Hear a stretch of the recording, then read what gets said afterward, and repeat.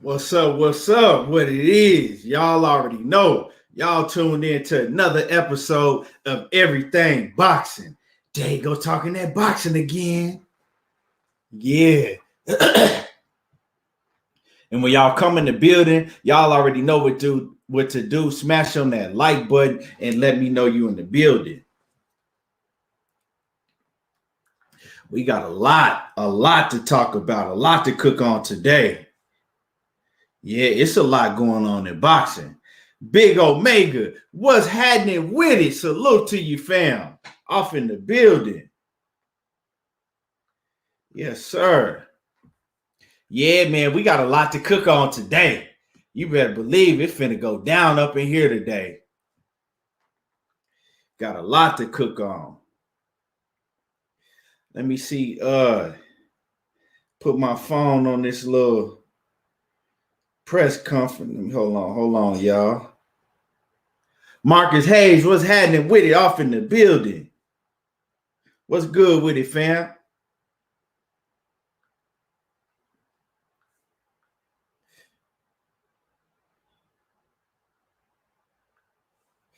Man, I can't wait till this weekend, man. I'm hyped up about this weekend for real. I'm hyped about this weekend. This shit finna go down in a major way this weekend, man. We got Lomachenko, Nakatani, we got Tank Davis, Barrios, we got Erickson Lubin versus Rosario. Man, come on now. Talk to me now. It's finna go down.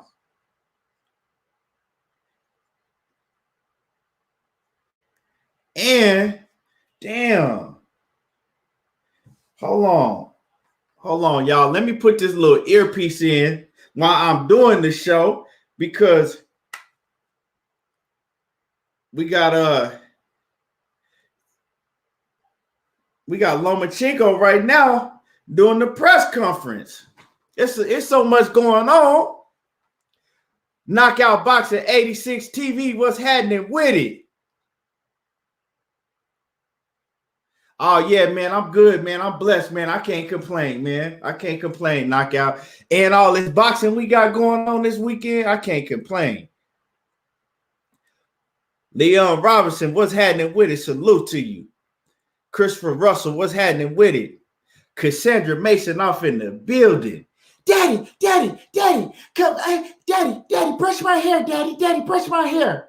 Y'all know I beat that boy, and everybody know I beat that boy. I beat that boy.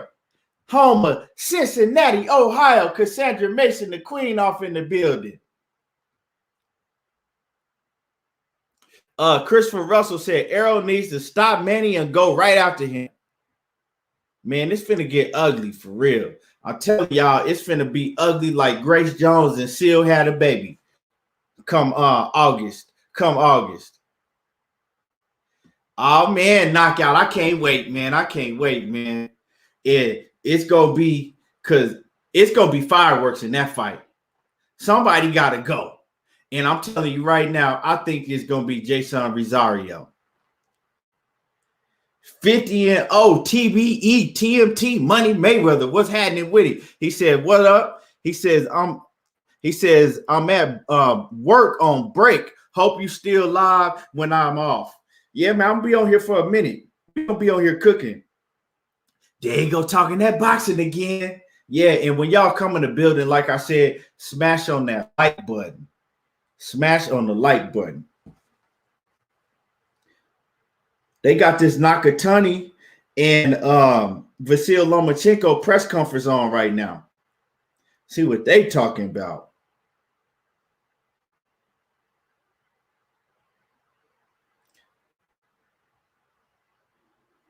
Macados, Mac of the South. What's happening with it?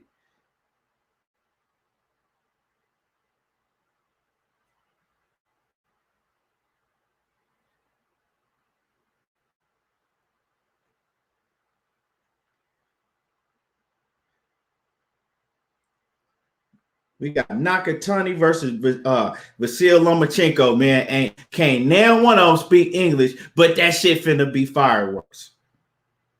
I think Loma, he speak a little bit of English.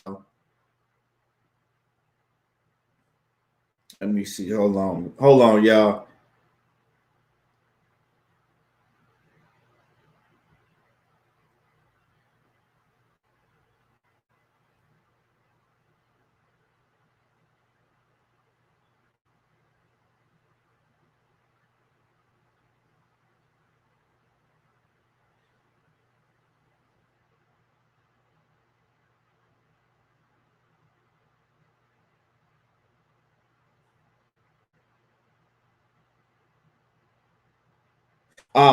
Loma, he's speaking English.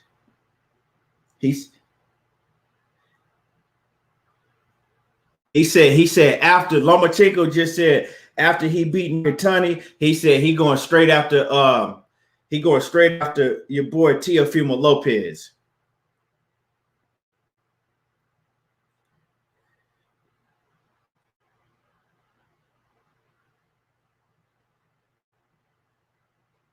I can't wait.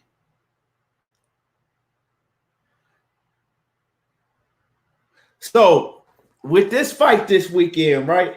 With this fight coming on this weekend, and I'm talking about the Erickson Lubin and Jason Rosario.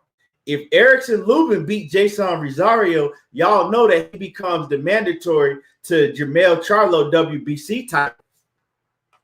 Right? He becomes the mandatory to Jermell Charlo's WBC title. I want to see that fight again. I want to see Jermell Charlo and Erickson Lubin again. I'm picking Erickson Lubin to win this weekend, but it's going to be a hell of a fight because Erickson Lubin do got a suspect chin. And we know Jason Rosario, he can punch, but Jason Rosario, he got a suspect chin also. And we know Erickson Lubin, right? He got them jackhammers in his fist also. So this is going to be a hell of a fight. Mark Wonderlick, what's happening with it? Man, just like my man said, touch on that like button. Y'all quit playing with me and smash on that like button.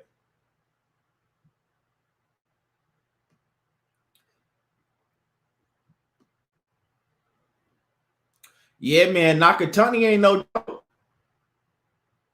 Nakatani ain't no joke. And he gonna keep smashing forward. It don't matter. It don't matter how many times you hit him. He gonna keep coming forward like he a damn zombie. Ain't no joke. Straight up and down.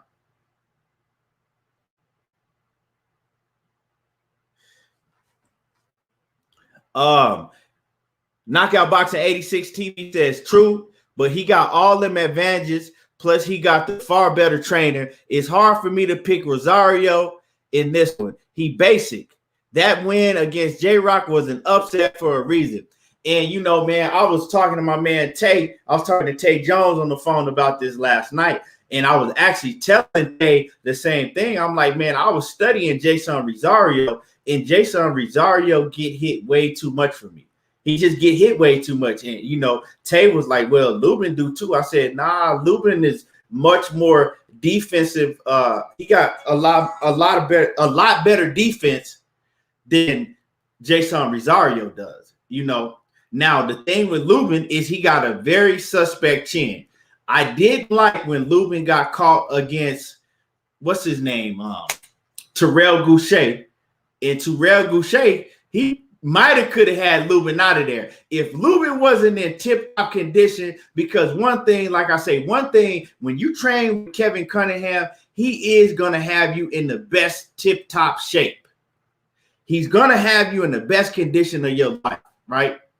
And that's what saved Lubin when he got hurt against Terrell Goucher. Because if Lubin wasn't in tip-top condition against Terrell Goucher, he might have not would have made it. But see, he was able to recover real fast because he was in tip-top condition. But Lubin showed me in that fight that, okay, well, damn, his chin is kind of suspect. But, man, Erickson Lubin can fight his ass off. Erickson Lubin can go. And Erickson Lubin, to me, is just all around better than Jason Rosario. Because they both got suspect chins. So you got to look at other things. Who has the better boxing skills? Erickson Lubin do. Who has the better punching power? That's up for debate, but everything else, Erickson Lubin is just better all around. Leon Robinson says he ate it, weathered the storm, and finished the fight. Yeah, he did. I mean, I wouldn't say that he ate it, because when you eat some shit means that you take that punch and you walk right through it. He didn't exactly eat it, but he did weather the storm, and he did come back to survive. And, you know, he came, and Erickson Lubin won every round in that fight to me. You know what I'm saying? If you're going to take away a round from him, it had to be that round that he got hurt. But other than that, Erickson Lubin won every round. He basically pitched the shutout. You know what I'm saying? And let me see what these likes is looking like. Man, y'all need to get the likes up. For real, get the likes up. If y'all ain't hit the like button, get the likes up. You know, and let me get this link sent out the money so we can get the, you know what I'm saying, so we can get the cooking. Give me 1 second. Let me get this link sent out the money.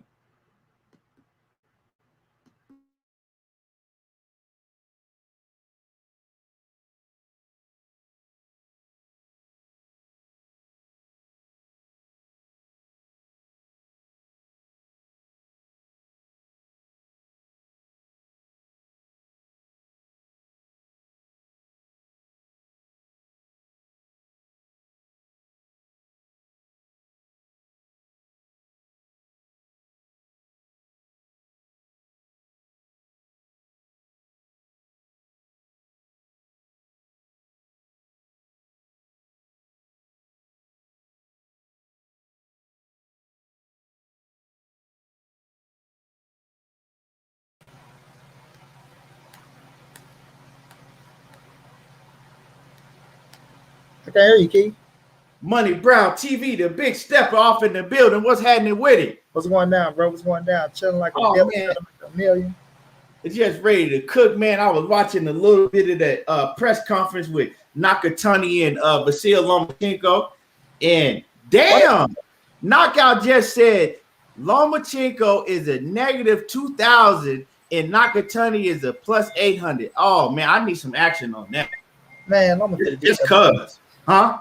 Loma finna beat his ass. I think Loma gonna beat him too, but come on, bro. Look at them odds. Yeah, them motherfuckers, I don't care what the odds say, you ain't winning that money.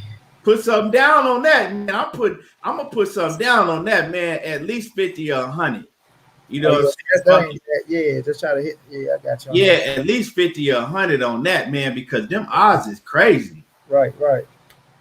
For real, Bubba thought Gabe wasn't gonna do it. He got the knockout in 3 rounds. Bubba could have got rich off Gabe, man. Right. So that's like Knockout said, 50 to get 400 or 100 to get 800, man. I'm on that, boy.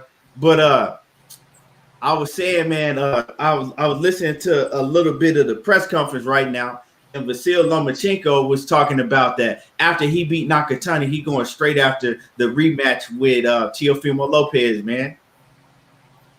Yeah, talking that boxing again. Oz, what's happening with it? Hey, let me stop the show one time, Key. Hey, listen, everybody that's in the building, man, we need 6 people to go over to Knockout Boxing 86 and subscribe to him so he can hit 1,000 subscribers, man. I know it's 6 people here that's not subscribed to Knockout Boxing 86. All we need is 6 people to respectfully go subscribe to the brother, and you won't be disappointed, man. Help him get to that 1,000 mark. That is a fucking milestone. The dude been working his ass off, bro. And like me and Q was saying last night, he might be the fastest cat to get to 1,000 subs. Then we know. I know somebody out there probably got a faster time, but he been working his ass off, man. Y'all show some love, bro. Only 6 people, man. I know it's 6 people here. Right there. Drop the link, Knockout. 6 people go over and sub to him, man. Get him to 1,000. Yes, sir. Y'all know the man some respect. You know what I'm saying? Get him over 1,000. Like I said, he probably the fastest that I'll see get to 1,000. So, you know, and he putting in work every day, bringing y'all great content. So make sure that y'all go subscribe to him and support the brother. The link is in the chat. All y'all got to do is click on the link and bam, hit that subscribe button. It's easy as that. and come It right don't back. take no time, and it don't cost you nothing to do it. Don't cost you nothing. And come right back. And you're gonna be glad you did it. Facts. So yes, sir. So money, man. What you think about Vasil Lomachenko, man? If you saying basically saying it's a guarantee that he gonna go out there and beat Nakatani. I think he is too. So let's say he goes out there and beats Nakatani. He's saying that he's going straight after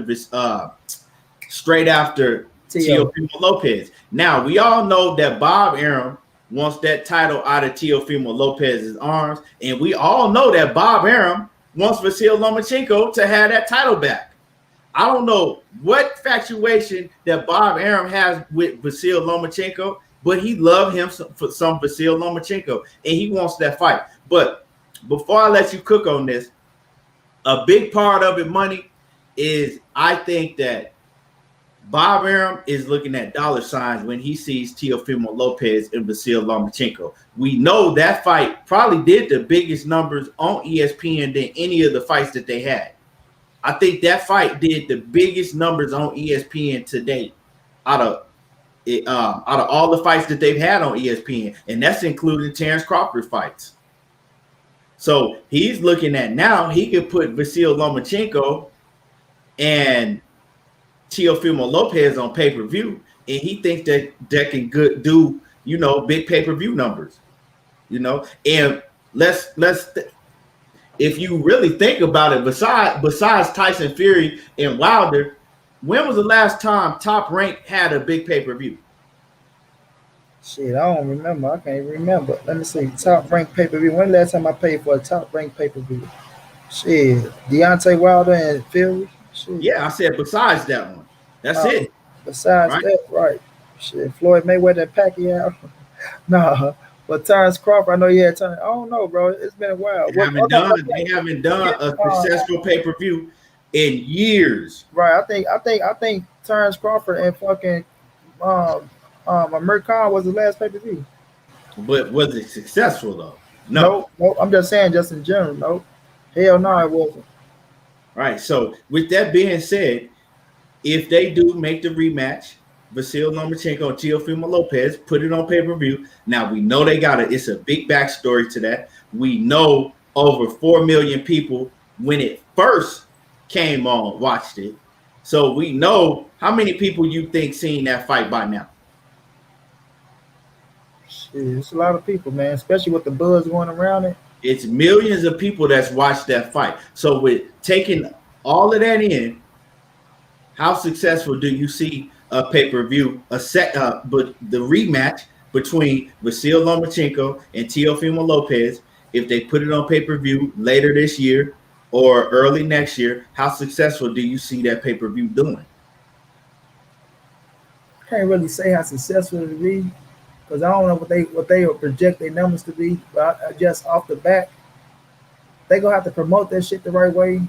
Like it ain't like it is a good ass fight. Don't get me wrong. I ain't gonna say the buzz is out there for that fight like that, like it's really buzzing for it. It depends on what Lomachenko do, right? And then what Teofimo do. And if, Bob can promote that shit the right way, because the fight is a hell of a fight. But that's what they're trying to do now. They're trying to get the popularity of Teofimo up so he can be on that stage. So I can't really say how successful it'll be. Would it be successful? Depending on their numbers, I don't know. Could it sell 200,000 pay-per-view buys, 200 plus? I think it could. You know what I'm saying? My safety blanket is 200, 250. But I think it could sell about 200, 250,000, maybe more depending on the promotion. I always say that depending on the promotion. You got to promote the shit out the fight. But just us knowing about the fight, you know what I mean? I don't think it reached the casual people out there to make it look like that kind of fight. But I'm quite sure by being on ESPN, a lot of people seen it. But they don't do like reruns or shit like that with the fights or nothing like that. So if you got the app, you can check the fight out in that point. But, if they did reruns with fights on ESPN like they do with basketball and football, it can be a different story. But they probably will, leading up to the pay-per-view, they probably do a lot of reruns. Yeah, they'll do a rerun or something. But I think it can be successful depending on, Bob Arum, he always think of big fucking numbers, his numbers. If you don't think Bud and fucking Pacquiao can be successful, but like you say, he got a different thing for Lomachenko, and it looked like he coming around with Teofimo. So we have to see. I think it could be successful, but I just can't say how successful it will be because you never know what the fuck Bob earns safety blanket is. And shouts out to Cassandra Mason was going down, Queen Leon Robinson was going down. And like, come on, y'all, we need 3 more people to go over to Knockout Boxing 86 and subscribe, man. Show some love, man. But yeah, Key, I can't really say how successful it be, but I think it can be successful, like 200, 250, or maybe 300. But I can't really say if that motherfucker go over that. Right. And Cassandra Mason, she said Loma versus Teo. She said it'd be big. Pay-per-view would be big. I think that it could be big, like you said, depending on how they promote it. It's a great backstory, and I'm gonna tell you right off the rip, I'll pay for that shit. Yeah, damn right, I'll pay for it too. I'll pay for it. Put a 1 in the chat if you'll pay to see Lomachenko versus Teofimo Lopez on pay-per-view. Put a 1 in the chat if you'll pay to see that fight.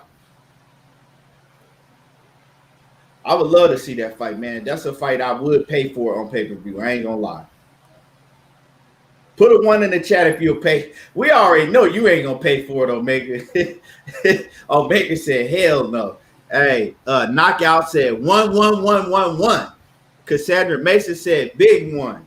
Omega, Money Brown, Instagram. Y'all in the background that's listening, put a 1 in the chat if you were paid to see Vasil Lomachenko versus Teofimo Lopez. Put a 2 if you wouldn't pay for it. Put a 1 if you would. Put a 2 if you wouldn't pay for it. Marcus Hayes said 1.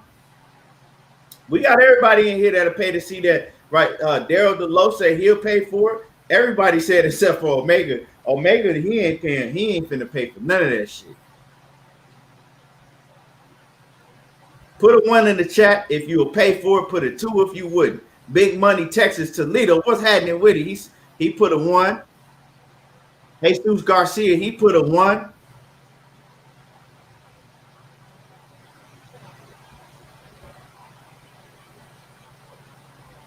JJ, to answer your question, I was at that fight. You know what I'm saying? Right down there by the ring.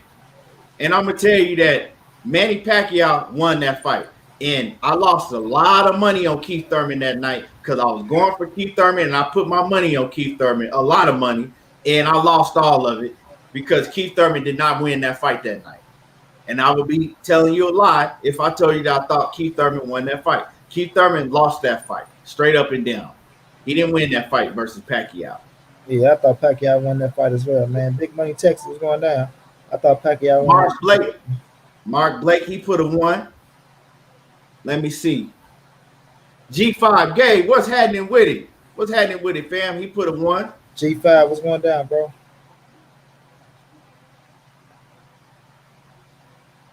Hey, Knockout said, he said, JJ, you said go watch the fight, then use CompuBox to make your point. Make that make sense. Real time, man. If you watch the fight, you don't need to use CompuBox. If you really watch the fight and study in the fight. Sir Antbo, what's happening? All CompuBox is, to tell you the truth, is a person like me or you clicking a button every time they think a punch landed. That's all that shit is. It ain't like some fucking 100% accurate computer system that's hooked up to the inside the gloves and shit. That would be dope if they did have something like that, money, like a little bitty mini chip that go off every time you like land a clean shot. That should be dope. Yeah, it will be.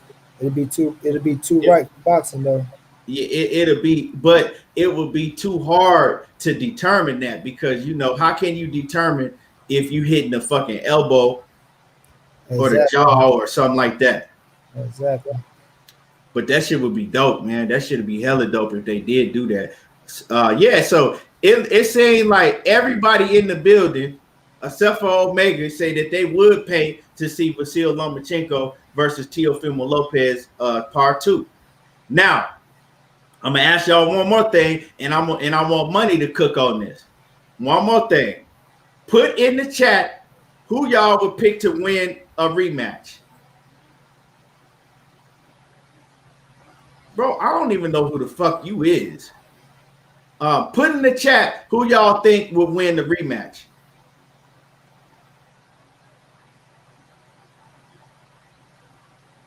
Who do y'all think would win the rematch?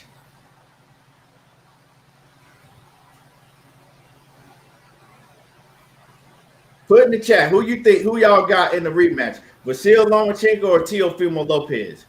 And while we wait, man, you cook on that, man. Who would you pick in that rematch? I'm out to go with Who said Teo? Yeah, I'm out to go with Teo. I think he got the confidence. I won't be surprised if Lomachenko win. Like I said, I had that fight close. I know a lot of people say it was a wash by this, that, and third. The first time I scored it, I had it a draw. Just looking at it the first time, and I went back. I think I gave it to Teo by a round or two. So I had it as a close fight.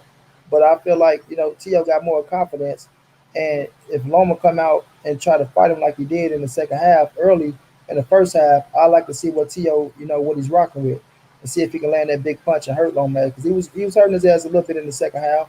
But Loma was hitting him with everything that he threw, and that's why I was saying his defense wasn't that tight. So I think it'll be a closer fight, right? It's a possibility that Teo can stop him in the second fight. It's a possibility if Loma come out, because he's gonna try to come out and prove a point. No, he need to get started quick. But if Loma can take the power early, bro, if he can take the power of Teofimo Lopez early while he's fighting, then the second half it could be him. It could be his fight. You know what I'm saying? But it's just gonna come down to how much punishment he take in the first 6 or 7 rounds.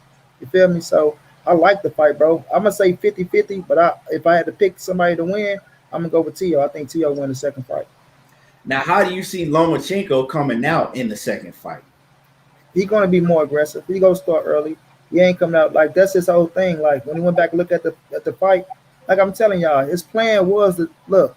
When I look at that style, what he did against Teo in the first fight, he was expecting Teofimo to come forward, and he thought he didn't have the experience of him. I thought he would go, just trying to punch and try to catch him and do some weird shit, and he would go catch his ass with little body shot shorts and try to gas the young kid out, take something out of his ass in the first half. That's why I say I like the Teofimo Lopez patience. It ain't like he did too much in the first half, but he took what Lomachenko gave him. You feel me? Yo, give me these shots. You go give me this. I'm going to take that shit and I'm going to pile that shit up and I'm going to win a round off of it. That's how the first half went. He took what Lomachenko gave him, right? And then the second half, he heated up and he banged it. So I feel like Loma tried to get started early. He's not going to sit back like he did in the first half. That's what lost his ass the fight. So I think he start early. And that's why I say it'd be interesting to see if he can take the power to Teofimo early on, if he can weather the storm. But he damn sure coming out starting early. He ain't fit to come out trying to take him through rounds no more, because that shit ended bad for him. Right. Yeah, I think he'll come out. I don't know if he'll come out guns blazing, but I think he's gonna come out way more active. He got to. Now I want to see what some of y'all saying in the chat. It was good with a loyal to the game boxing talk. My man Kwame East off in the building. Make sure that y'all go sub to Loyal to the Game Boxing Talk. Make sure that y'all go show him some love. My man Kwame East, and go sub. Let me see what's going down. Trick boxing, man. Let me see what y'all talking about. Hold on.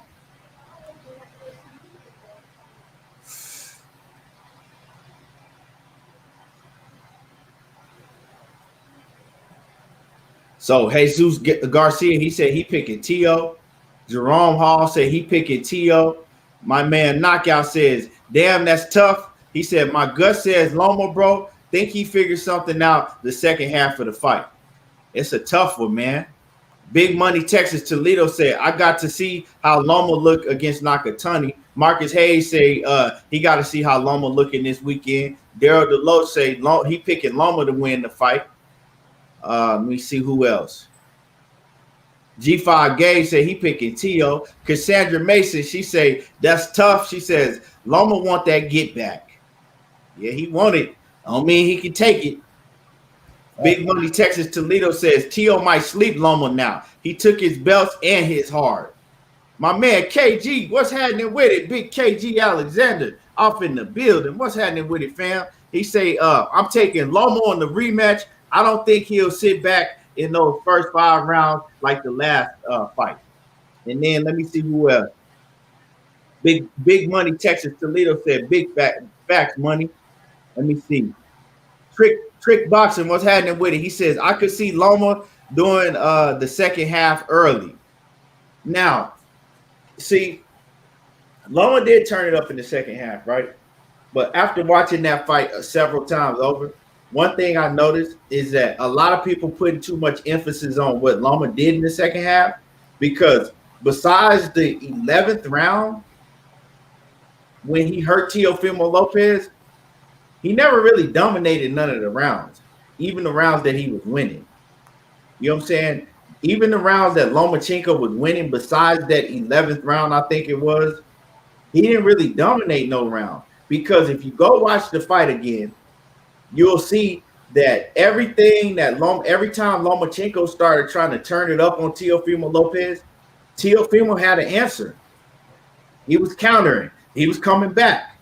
So Lomachenko never just won no rounds by dominating, except for one round. And then what happened in the 12th round, Teofimo came back in the 12th round and won that round.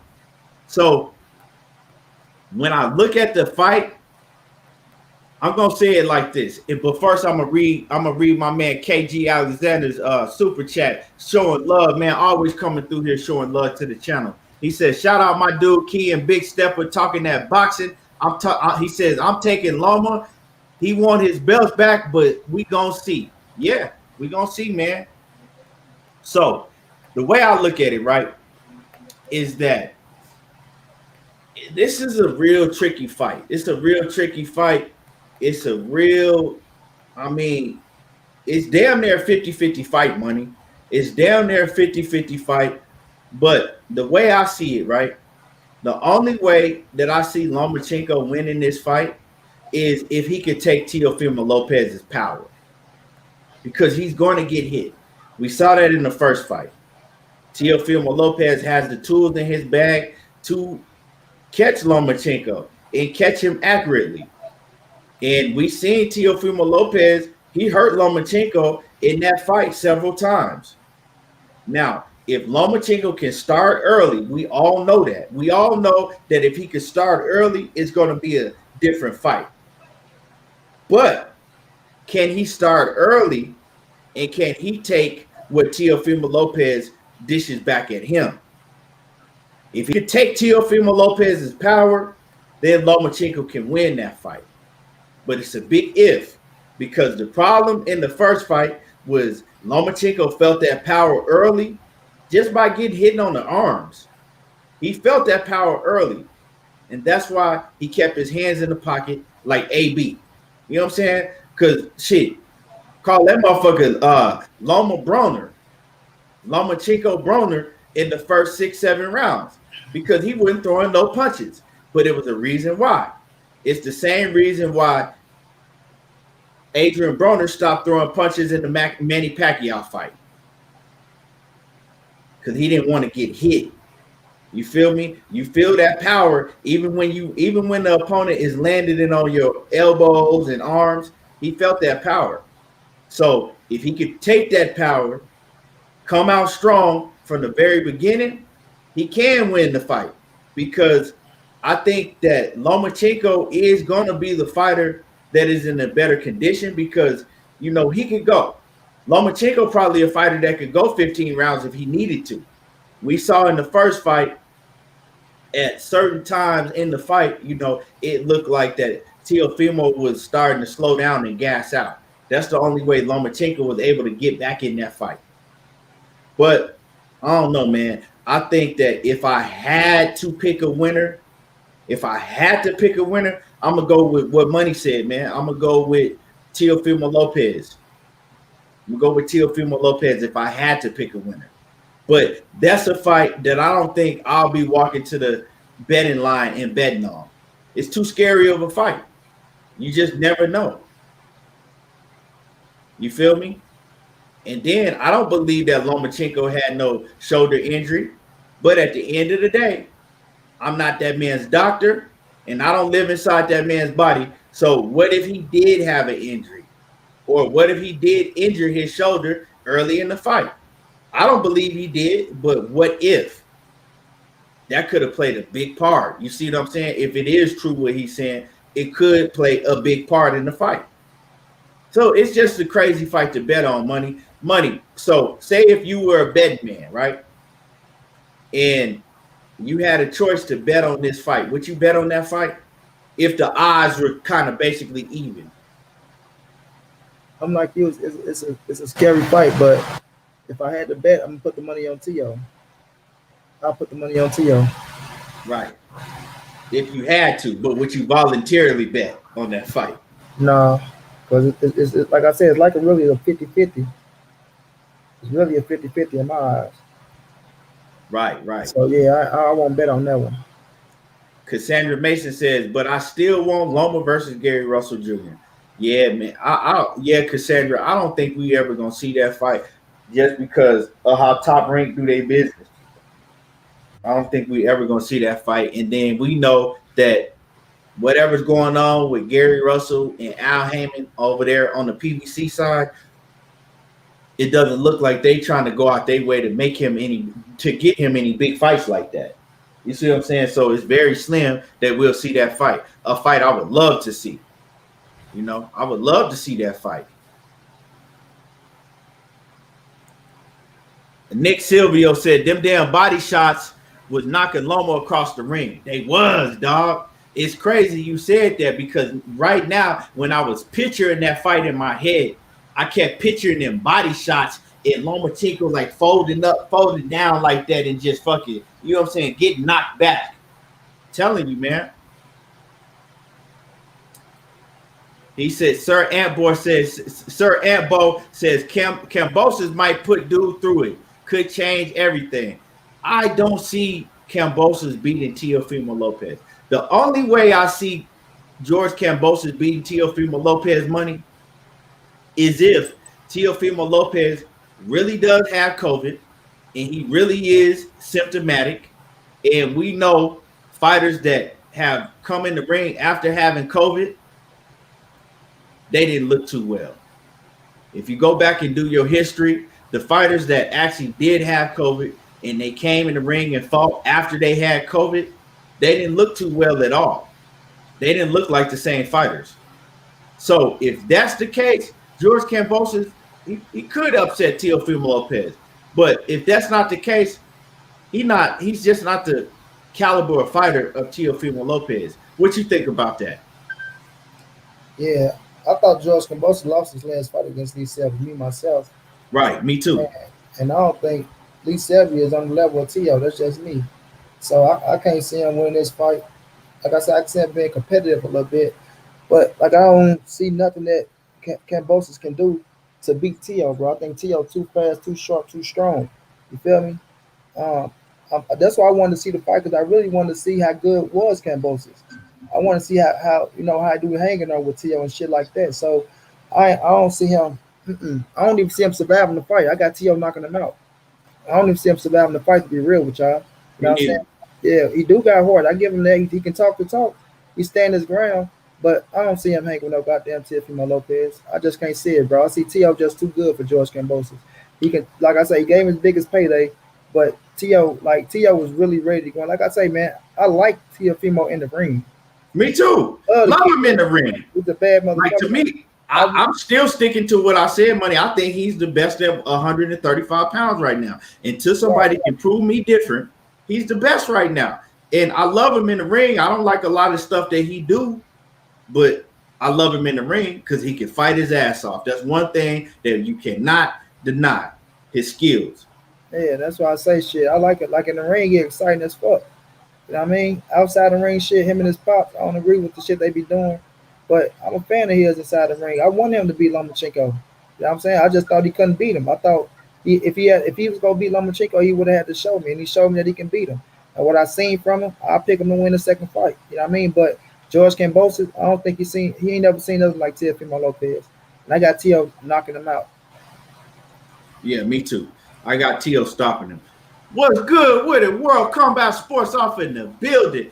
Everybody right now, pause, okay? Pause for a second and do me a favor. Do me a favor. First, hit my like button because a lot of y'all ain't hit the like button. Please hit the like button, right? And then, secondly, this don't cost you nothing. Go subscribe to World Combat Sports. Go sub to World Combat Sports. My man Scotty White, he over there cooking, right? He's covering the whole Tank Davis fight that's coming up this weekend in Atlanta, and he will be covering Deontay Wilder versus Tyson Fury, and I'm talking about in the field. Man, somebody said World Combat got the best camera in the game. So y'all go check him out. Go sub to him and hit his bell icon so you can get all his notifications when he come on. Right. Salute to you, Scotty. He was just at the press conference of Gervonta Davis and fucking Mario Barrios, and nobody ain't showing no love, man. That's the shit I be talking about for the ones that's in the field. You feel me? You Right. got motherfucking content thieves out taking shit, and y'all will watch them before y'all will watch the motherfuckers that's really in the field, and that's bullshit. Exactly. And we need 3 more. Listen, man, we need 3 more y'all. I know there's 3 people here that's not subscribed to Knockout Boxing 86 TV. 3 people, bro. Just 3 people. Knockout, drop the link. 3 people go over there and subscribe to him. Get the man to 1,000 subs, man. Show some love, man. We all we got out here. Show some love, man. 3 people. I know 3 of y'all in here can click and go over there and click the bell icon and subscribe button, man. Show some love, family. Right, you know what I'm saying? And yeah, like I said, man, show some love to Scotty. He out there in the field giving y'all that real content. You know what I'm saying? You got dudes out there stealing his shit and acting like they did it. Go, you know what I'm saying? Go subscribe to the real and watch his shit. Scotty, drop your link in the chat, Scotty.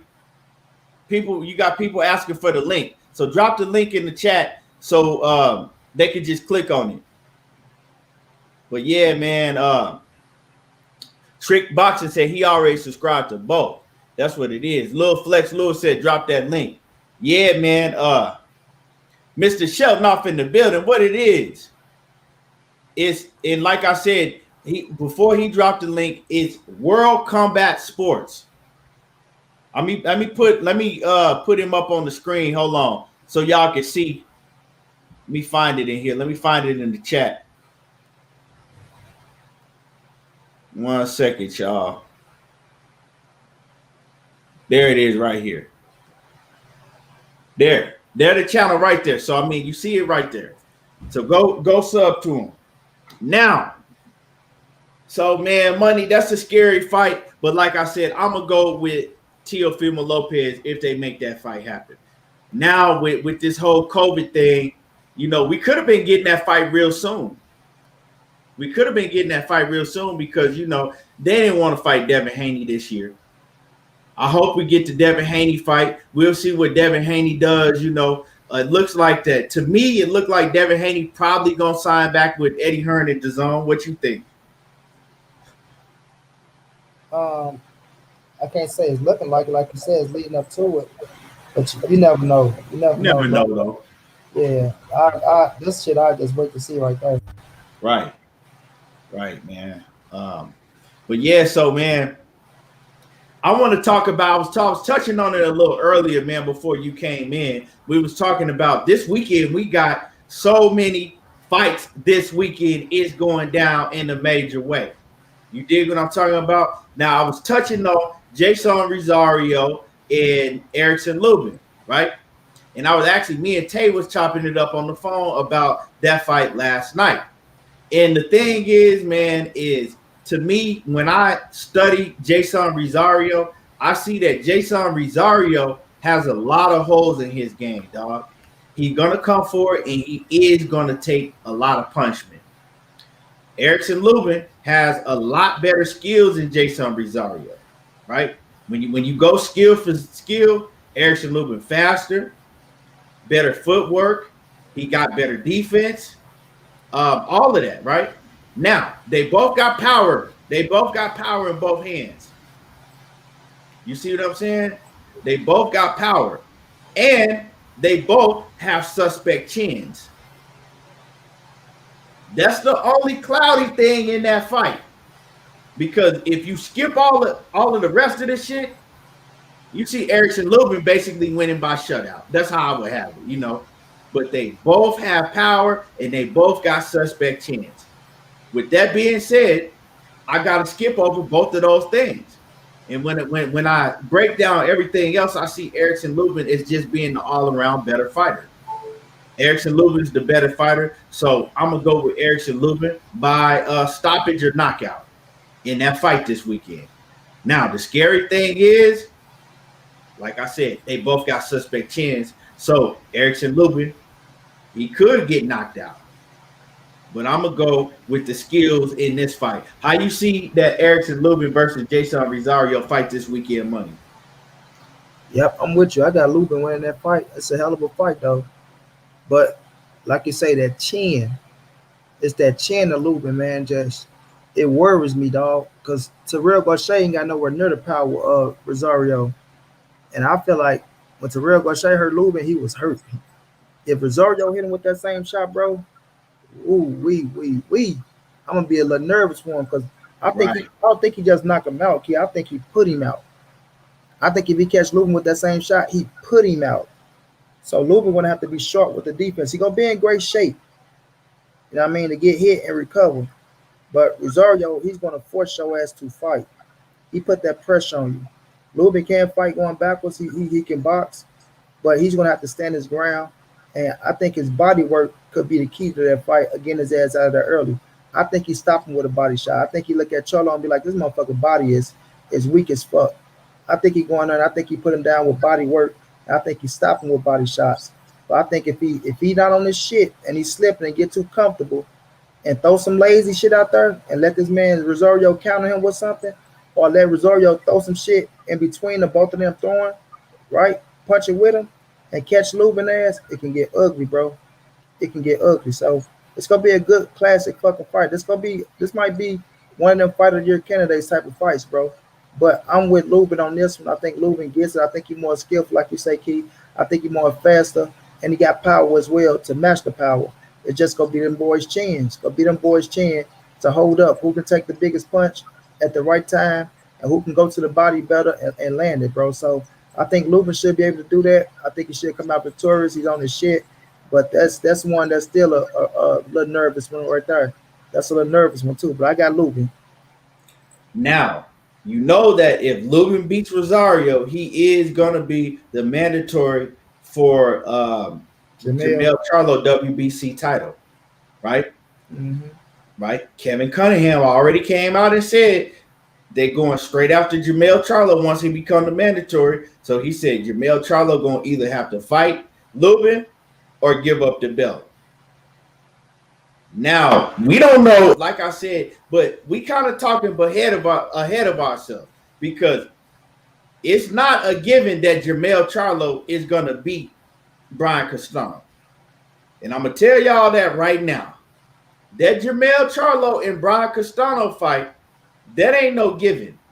Jamel Charlo could very well lose to Brian Castano. Brian Castano can fight his ass off.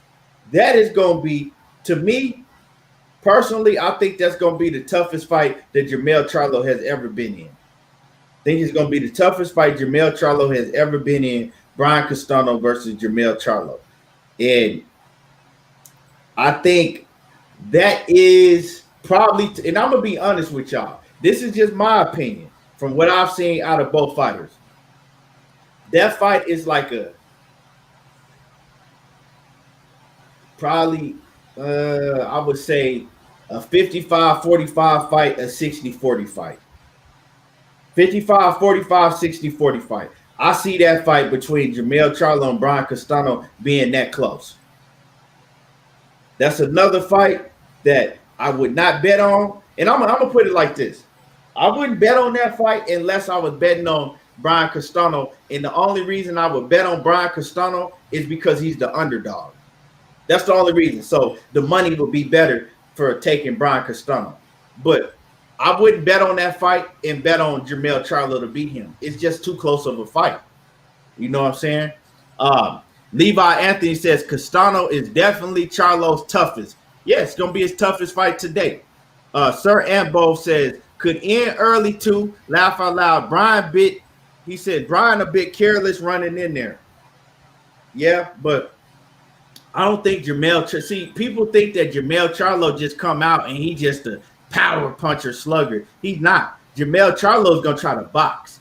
If you look at when he fought Rosario, he didn't come at Rosario like that. He tried to box. You know what I'm saying? He was boxing Rosario more. Let me see. World Combat Sports, he says facts. He says Castano 50-50 fight. Yeah, I'm telling y'all. Big Texas Toledo says, Brian ain't no Tony Harrison. I got Jamel though, but for sure a tough fight. Yeah, it's gonna be a tough fight, man. So we can't just overlook Castano and just all of a sudden, you know what I'm saying, put Lubin up against Jamel Charlo for the rematch, because Brian Castano could go and win those belts. And then we got a rematch, I think, right? What do you think if Brian Castano did beat Jamel, that there would be immediate rematch in clause in the contract? A possibility, but probably not, because it'll be on. I think Jamel had the leverage with that one because he had 3 scraps. I don't know if Brian Castano will have the leverage to put the rematch. Now, the possibility that he could though. Well, no, I'm saying if Brian Castano beat Jamel. Yeah, I'm sorry. Yes, 120%. Jamel better be smart. Do I got an echo key? No, you good. Oh, yeah, he better be smart and not be too big-headed, talking about he don't want to put no rematch clause in that motherfucker. You feel me? Don't be no goofy. You better be like Deontay Wilder, say your ass a shot, regardless of what happened in that ring. You know what I'm saying? You see Lomachenko, it could have been him fighting Teofimo next. But he was too damn arrogant and too cocky and didn't want to put that rematch clause in there. That's the leverage you have to save your ass to get a chance to get your titles back and get another big ass paycheck right back after the next. So you better be smart to put a rematch clause in that motherfucker. I think that Jamel Charlo is not going to underestimate Castano, because he know how good Castano is. I mean, Castano was the last person to, well, I mean, not the last, but Castano beat Errol Spence in the amateurs. So I'm pretty sure they've sat down and talked about that. You know what I'm saying? Mm-hmm. One thing I want to say, right? Jamel Charlo got a fight coming up with Brian Castano. Errol Spence got a fight coming up. What happened to them training with each other? They used to really, to me, I think Errol Spence was his sharpest when he used to train and spar with Jamel Charlo. Like iron sharpens iron. They used to always spar and train with each other. I wonder what happened with that. I mean, Jamel in Dallas right now. Are they in training together? Or is he they both just in the gym with each other. Okay. Ellie just dropped some shit. Look at Ellie's shit. Ellie just dropped. I like that. I like that. They both in the gym together. Even though I think that Jamel Charlo a whole clown, but that's a whole different story, because this is boxing that we're talking about, and this is in-ring performance that we're talking about. And Jamel Charlo, he can fight his ass off. Brian Castano can fight his ass off too. So it's going to be a hell of a fight. Now, I think if Brian Castano did beat Jamel Charlo, I think we will see Erickson Lubin. If Erickson Lubin beats Jason Rosario, I think that we would see that fight next, right away. I don't think it would probably be no in-between fights or none of that. I think that we would. I don't know, man. Let me take that back, because that's for Undisputed. And you know how they do when it's Undisputed, man. They have mandatories all over the place.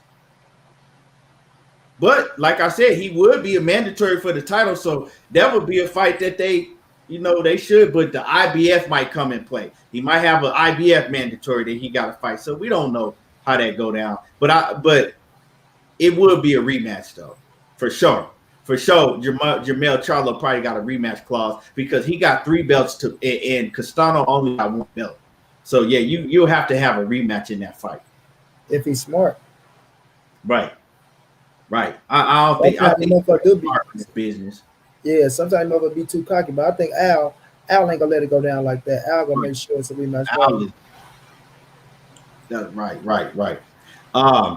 Nasimo TV says, who would y'all have between Barrios and Nakatani? Barrios and Nakatani? Well, Barrios is much. I mean, that's a different weight class. Well, they're only one weight class apart. I don't know, man. That's actually, when you really think about it, that is a very good question, man. That's a very good question. I think Barrios probably got more skills than Nakatani, but Nakatani is tough. I don't know, man. That is a very good question, and I'm gonna keep it real, man. I'll have to think about that one more. I really have to think about that one more because that's a real good question, man. I would love to see, because I would have loved to see Nakatani versus Tank Davis. I think Tank Davis would get him up out of there, but I think Tank Davis would take some punishment in that fight. But yeah, that's a good question, man. What about you, Money? Money. A good tough ass fight. I'll ride with I might ride with Barrios. I think he's the bigger fighter. I think he got that power too, but Nakatani can fight his ass off too. But I'm gonna ride with Barrios on there. I think he's the bigger, stronger fighter. Now I'm saying I think he's the bigger, stronger fighter. Massimo TV said he got Nakatani at a catch rate and Barrios at 140. Yeah, man, that's a good fight. That's a hell of a fight right there. And I wouldn't be surprised to see Nakatani moving up to 140 soon. The dude is big. I mean, you know what I'm saying? Dude is big as hell. Drew Tightenoff in the building. What's happening with it, Big Drew? What's good with it? And make sure that y'all go subscribe to Drew Titan, Big Drew. Go subscribe to Drew Titan. Put your link in the chat, Drew. He going on every morning. Every morning. You know what I'm saying? And you ain't got shit to do but go to work and watch Drew Titan in the morning. If you ain't still asleep at that time. But, man, he over there cooking, doing his thing. And salute to you, Big Drew. Dwayne Freeman. Oh, yeah. DP Rocker, what's happening with it? Salute. Yeah, so, man, that's a hell of a question, Massimo TV, because I didn't even think of that fight myself, but that's a hell of a question, bro. Yeah. Yeah, y'all see the link in the chat. Go sub to Drew Titan. Like I said, if you're not sub to these channels that I'm telling y'all about, y'all missing out on a lot. So make sure that y'all go show him some love. Yeah, Money. Anything else you got before we move on, Money? Nah, not on that. No, bro. Okay, yeah, man. Now, this weekend, man, let's cook, man. You know what? I'm gonna get straight to it, man. I'm gonna get straight to it, man. I'm not gonna take up too much more time. We'll talk more about the Tank Davis fight tomorrow, you know, because we're gonna cook on that tomorrow. The weigh-in is tomorrow also, because this is Thursday. Damn, this week has been flying. I didn't even realize it was Thursday. So we definitely gonna talk about the Tank Davis and Barrios fight tomorrow. I'm gonna say that for tomorrow. But right now, man, I want to talk about the rumors going around. And, you know, my man Blue Blood, he broke the news. And if Blue Blood is saying it, man, I believe it. You know, I haven't seen it yet. I don't know. Money might have the news article, or have you seen it yet that the WBC is basically going to let WBA. My bad. I don't know why I said the WBC. That the WBA is going to let Ugas keep the Super Championship title, right? They're not going to have the WBA Super Title on the line for Errol Spence and Manny Pacquiao. Now, if that holds up, right? If they stick to that, and that holds up, I actually think he need to walk out. Hey, Money, turn it off. Suit on. Oh, Money. shit. My bad. I thought I hit the mute button. My bad. Yeah. So if that holds up, right? If the WBC title, if the WBA title is not on the line versus Manny Pacquiao and Errol Spence, first off, I'm disappointed because I'm gonna stick to my guns and I'm gonna stick to what I was saying. I feel the same way about a Manny Pacquiao and Errol Spence fight with no belt on the line, but Errol Spence's belts, as I did when I said that I wasn't really feeling it when Terence Crawford was gonna fight Manny Pacquiao with no belts on the line but his belt, right? I mean, I know it's good for stardom and everything, for the fans and stardom and everything. But other than that, man, I wanted to see Errol Spence come and get, you know, undisputed. And to me, my opinion, right? My opinion, when with no belts on the line, this is not a unification bout anymore. Without that WBA strap on the line, I think that basically, you know, that just takes away from Errol Spence becoming undisputed. Because Errol Spence told y'all that after this fight, he going straight after Terence Crawford. And if Terence Crawford don't want to fight, he's moving up. He's moving up. So I think you already know that win that fight. Yo, you Damn. I think with this, it ruins Errol Spence getting undisputed. I think it ruins it. And I think it possibly takes away the Terence Crawford fight. Because, see, Errol Spence having 3 belts, right? Because Terence Crawford don't want to fight Errol Spence. He don't want that fight. But Errol Spence having 3 belts, they might have been able to negotiate that fight. Because now, even though that Errol Spence is going to go out there, when he go out there and beat Manny Pacquiao, if he beats Manny Pacquiao, right, he's still only going to have 2 belts. Even though it's Manny Pacquiao, and we know that his name, that his name and star power is going to shoot through the roof. Well, Terence Crawford and them, right? They still going to stick to their guns. Well, he only got 2 belts. It's the same thing. He got 2 belts. I got 1 belt. They're going to try to play that game. And they still going to try to play and act like that they deserve 50-50. So it's going to be much harder to make that fight happen. And that's why I'm not too enthused now about Manny Pacquiao and Errol Spence fight without the WBA title on the line to make it a unification bout. Now, don't get me wrong. I still want to see the fight. I still want to see the fight. And I still can't wait to see the fight.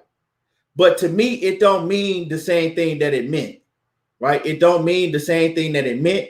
And I'm disappointed because I feel like that, you know, Errol Spence, he missed out. It's basically making him miss out on his chance to become undisputed because he let y'all know that he's just not going to stick around 147. What the man say? He said, hey, I'm going to go across the street and see what they talking about. If they ain't talking about nothing, I'm gone. He said, I've been at 147 way too long. He said, man, I've been at 147 my whole career. He said, I fought at 152 in the amateurs. And he said, since I've been professional, I've been at 147. That's my whole career. He says, it's time for me to move on to a different weight class. So if Terence Crawford talking that bullshit and don't want to fight, I'm gone. And you can't blame him. You can't blame him. I'm not about to stick around a whole nother year, year and a half, you know, an extra year and a half to become undisputed. Because, see, now that means he got to stick around. He got to fight Yordenis Ugas, right? Listen to what I'm saying, right? He got to stick around. He has to fight Yordenis Ugas, right, to get that WBA strap. After Yordenis Ugas, a mandatory gonna pop up.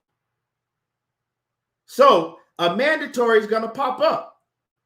So unless he already has basically a fight on the table with Terence Crawford, where they both agreeing that they're gonna fight, right? Because that'll trump a mandatory, unless they already have a contract signed, sealed, and delivered on the table that can trump that mandatory. He gonna have to stick around and fight a mandatory. By then, we damn near in 2023. By the, you know what I'm saying? By how these dudes fight. And then in early 2023, maybe they could make a Terence Crawford and Errol Spence fight. He's not doing that. He's letting you know that, you know, I'm gone. And it makes sense. We don't know how tough it is for that man to make 147 pounds. I'm pretty sure it's very tough for him to make that weight. So, you know, he's not going to stick around. So that's why, if this holds up that the WBA title is not going to be on the line, I'm pissed off about it. I'm pissed off about it. And I'm standing on my square. I feel the same way that I felt when I came on here and I said, I'm glad for Terence Crawford if he gets a Manny Pacquiao fight. I'm glad for him if he does get the fight because that's a fight he been won. But I said, it don't really fucking make me no difference. I said, because ain't no belt on the line. So other than star fan power, you ain't doing nothing by beating the Manny Pacquiao. And I'm saying the same thing with Errol Spence. You're not doing nothing by beating the Manny Pacquiao because even the fans that's picking, right? Even the fans that's picking Manny Pacquiao to beat Errol Spence, let's keep it real. Once Errol Spence go in there and beat him, all they're going to do is say, oh, Manny Pacquiao was old and he was sitting on the shelf for 2 years. That's the only reason he beat him. So they're not going to give him full credit. So my stance was like, they ain't gonna give him full credit anyway. But so go in there and beat him and take something from him. So, but it is going to do something for his career as far as beating a name like Manny Pacquiao. The same thing that it would have done for Bud Crawford. So I understand it, but I'm not just jumping for joy if it ain't no WBA title on the line, and I wanted to see Undisputed. I really did. I want Errol Spence. Ever since he came in the game, his goal was to get Undisputed. He did everything, that he could do to reach that goal. But, they gave the title to Ugas. Ugas on there posing, you know what I'm saying? He posing with the titles and everything. He just took a picture with the title. So that lets me know that what Blue Blood's saying is official, right? He still got the title taking pictures. So they must have told him that we're not going to strip you of the title. But I think it's wrong. I think that they should demote him back down to the regular title because at the end of the day, we were in the pandemic. And at the end of the day, they told Manny Pacquiao that he had to come back and fight a top 10 opponent. Well, he's coming back and he's fighting the best. Why not give that man his title back? Ugas didn't do nothing to gain that title. He didn't fight nobody for that title. So why not give Manny Pacquiao his title back? The man is coming off a 2-year layoff and stepping in the ring with the best in the whole division. And you ain't going to get that man his title back? Come on now. But let me read some of these comments and let me let Money Brown cook on this situation. Let me see. Let me see. 817 Boxing B in the building. What's happening with it? Let me see. J.A. Dixon says, I feel the same way. This ain't what was advertised. Now it's just the fight and more time wasted. We won't see Undisputed. Yeah, man. Like I'm disappointed about that, man. DP Rocker, he say absolutely 100. 817 Boxer says, is Thurman going to get the Ugas fight? Is the question. Well, from what we know, 817 is Thurman is gonna be fighting Sean Porter. Thurman, that's the rumor. We don't know if that's gonna be, pan out to be true or not, but it looked like Thurman and Sean Porter, they're gonna work on the rematch, and Ugas is gonna fight, what's his name?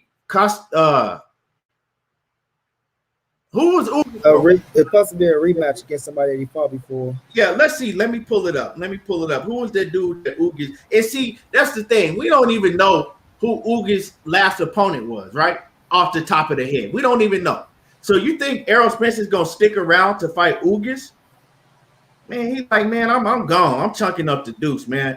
If Terence Crawford don't want it, I'm not finna stick around. Hold on real quick. I'm going to pull it up for y'all.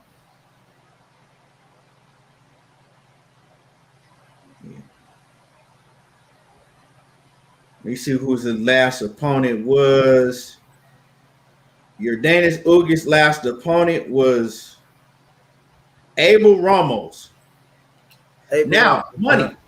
Yeah, Abel Ramos, the Mexican dude. It was a split decision win for Ugas, and he didn't look good in that fight.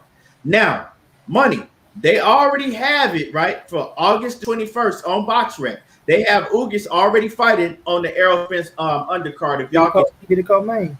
Yeah, he's the co-main, so it is official. Let me see. It is official. See right there, the 21st. It won't. Anyway, it's official, right? They don't have an opponent for him. It says to be announced. Now, it could be Keith Thurman if Keith Thurman is ready by that soon. But I would love that fight if it is Keith Thurman. Because if Keith Thurman goes and beat Ugas, now that's a fight to me. This is my opinion. And I know how Errol Spence feels about Keith Thurman, but that is still a big mega fight in boxing, right? That's a fight. If Keith Thurman can beat Ugas for that WBA title, get his title back, that is a fight that is worth Errol Spence sticking around 147 for if he don't get the Bud Crawford fight. Ugas fight, in my opinion, is not worth him, putting his body through that and sticking around at 147 for maybe who knows, another 2 years if he have to.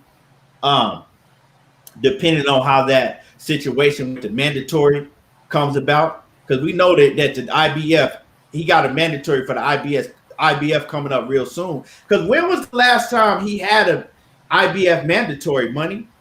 That shit was the last time he had an IBF mandatory was when he fought that Mexican dude, Carlos Ocampos, right? Yep. Yeah, so you know that Errol Spence, he got a mandatory coming up, like the very next fight, if he stay at 147. And like I said, Money, the only thing that's gonna trump that, if him and Ugas or whoever has that WBA title have some signed, sealed, and delivered, or if him and Crawford has some signed, sealed, and delivered. And that's what that is, man. Let me get through more of these comments. Let me see.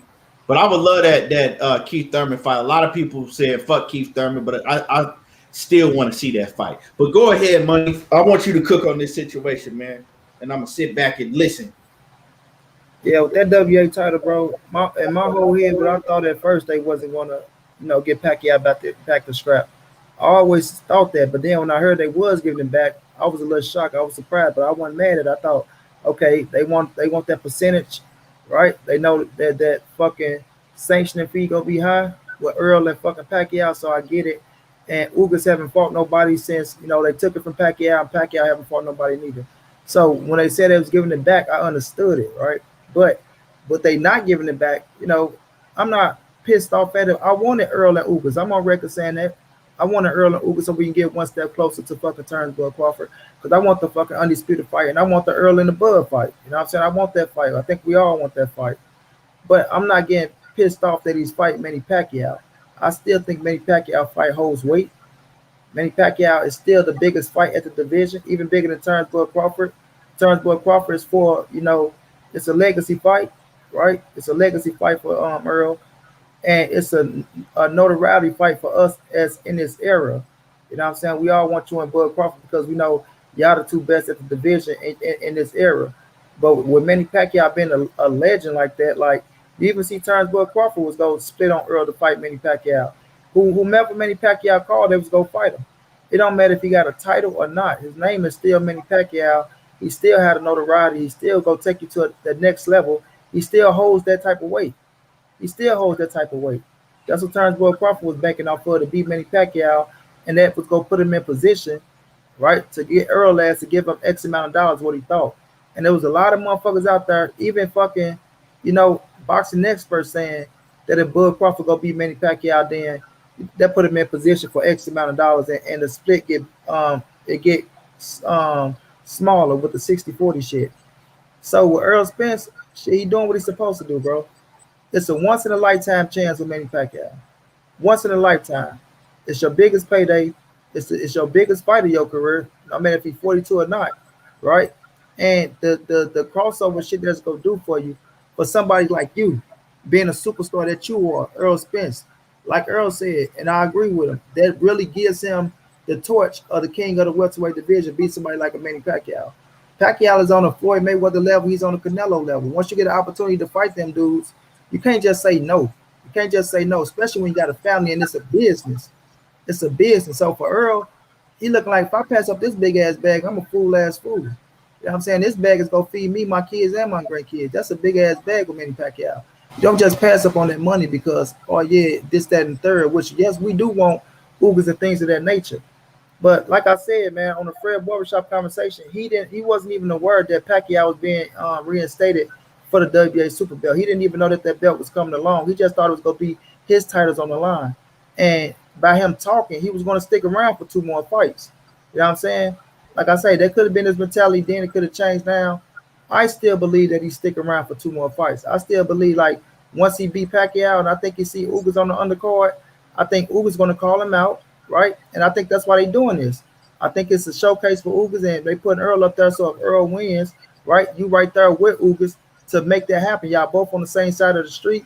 It's a non-brainer. It's a quick fight to get made because we was just going to make it happen. Like Ugas will tell you, I was in line, but Pacquiao jumped in the way and shit. You know what that is. So it's a no-brainer. It's a no-brainer. So we'll see what Earl want to do. You know what I'm saying?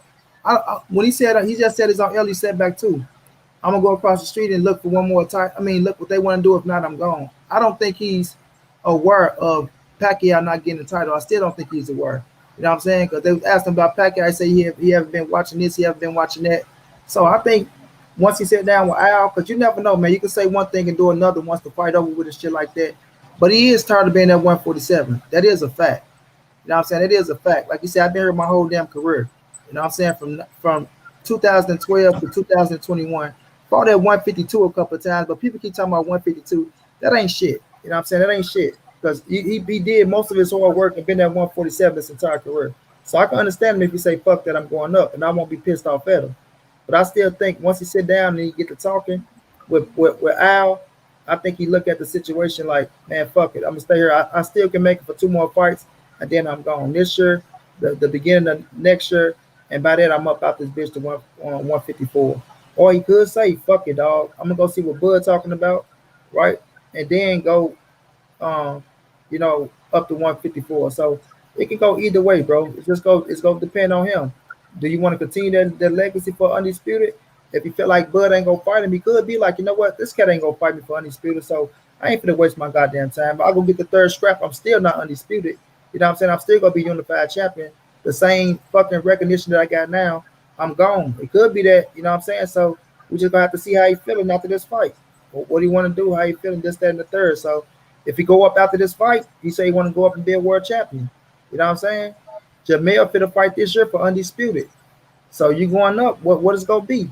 Jamel, you dropping titles. So it's going to be a lot to juggle with, bro. It's going to be a lot to juggle with. So we go see what he want to do. But right now, the main focus is shit. Manny Pacquiao.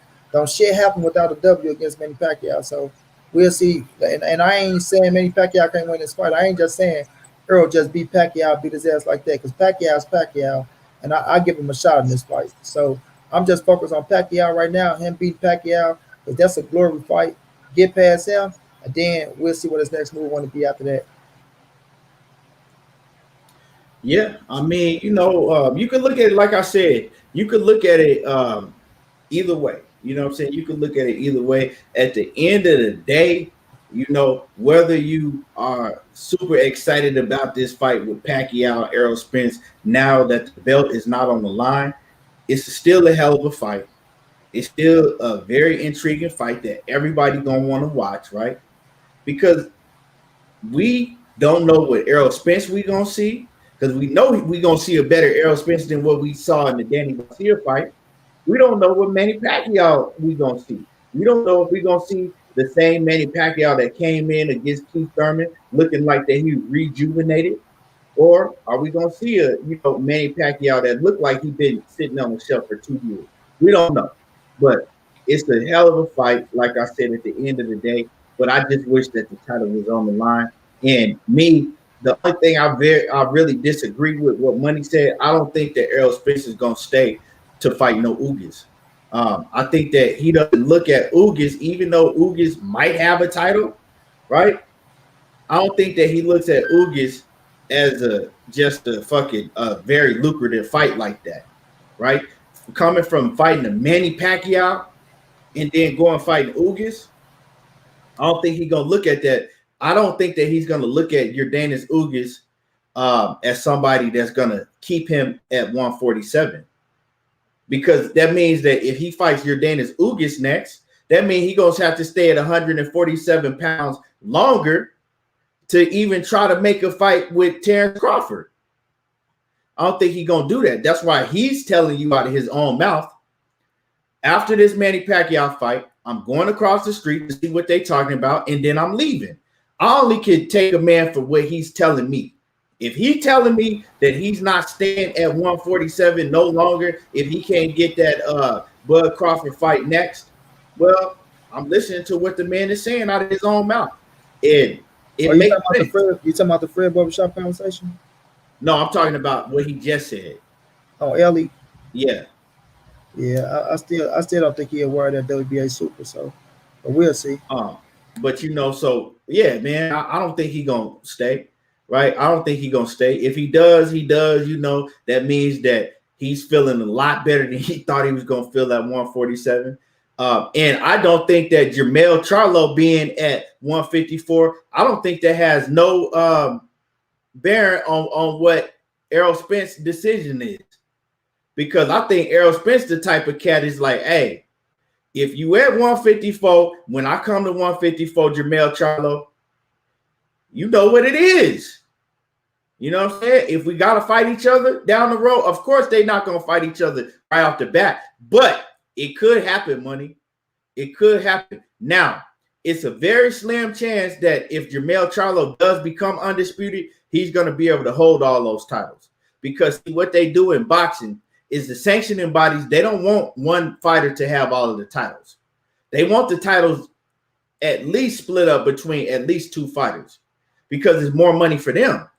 You know what I'm saying? They could put on more fights.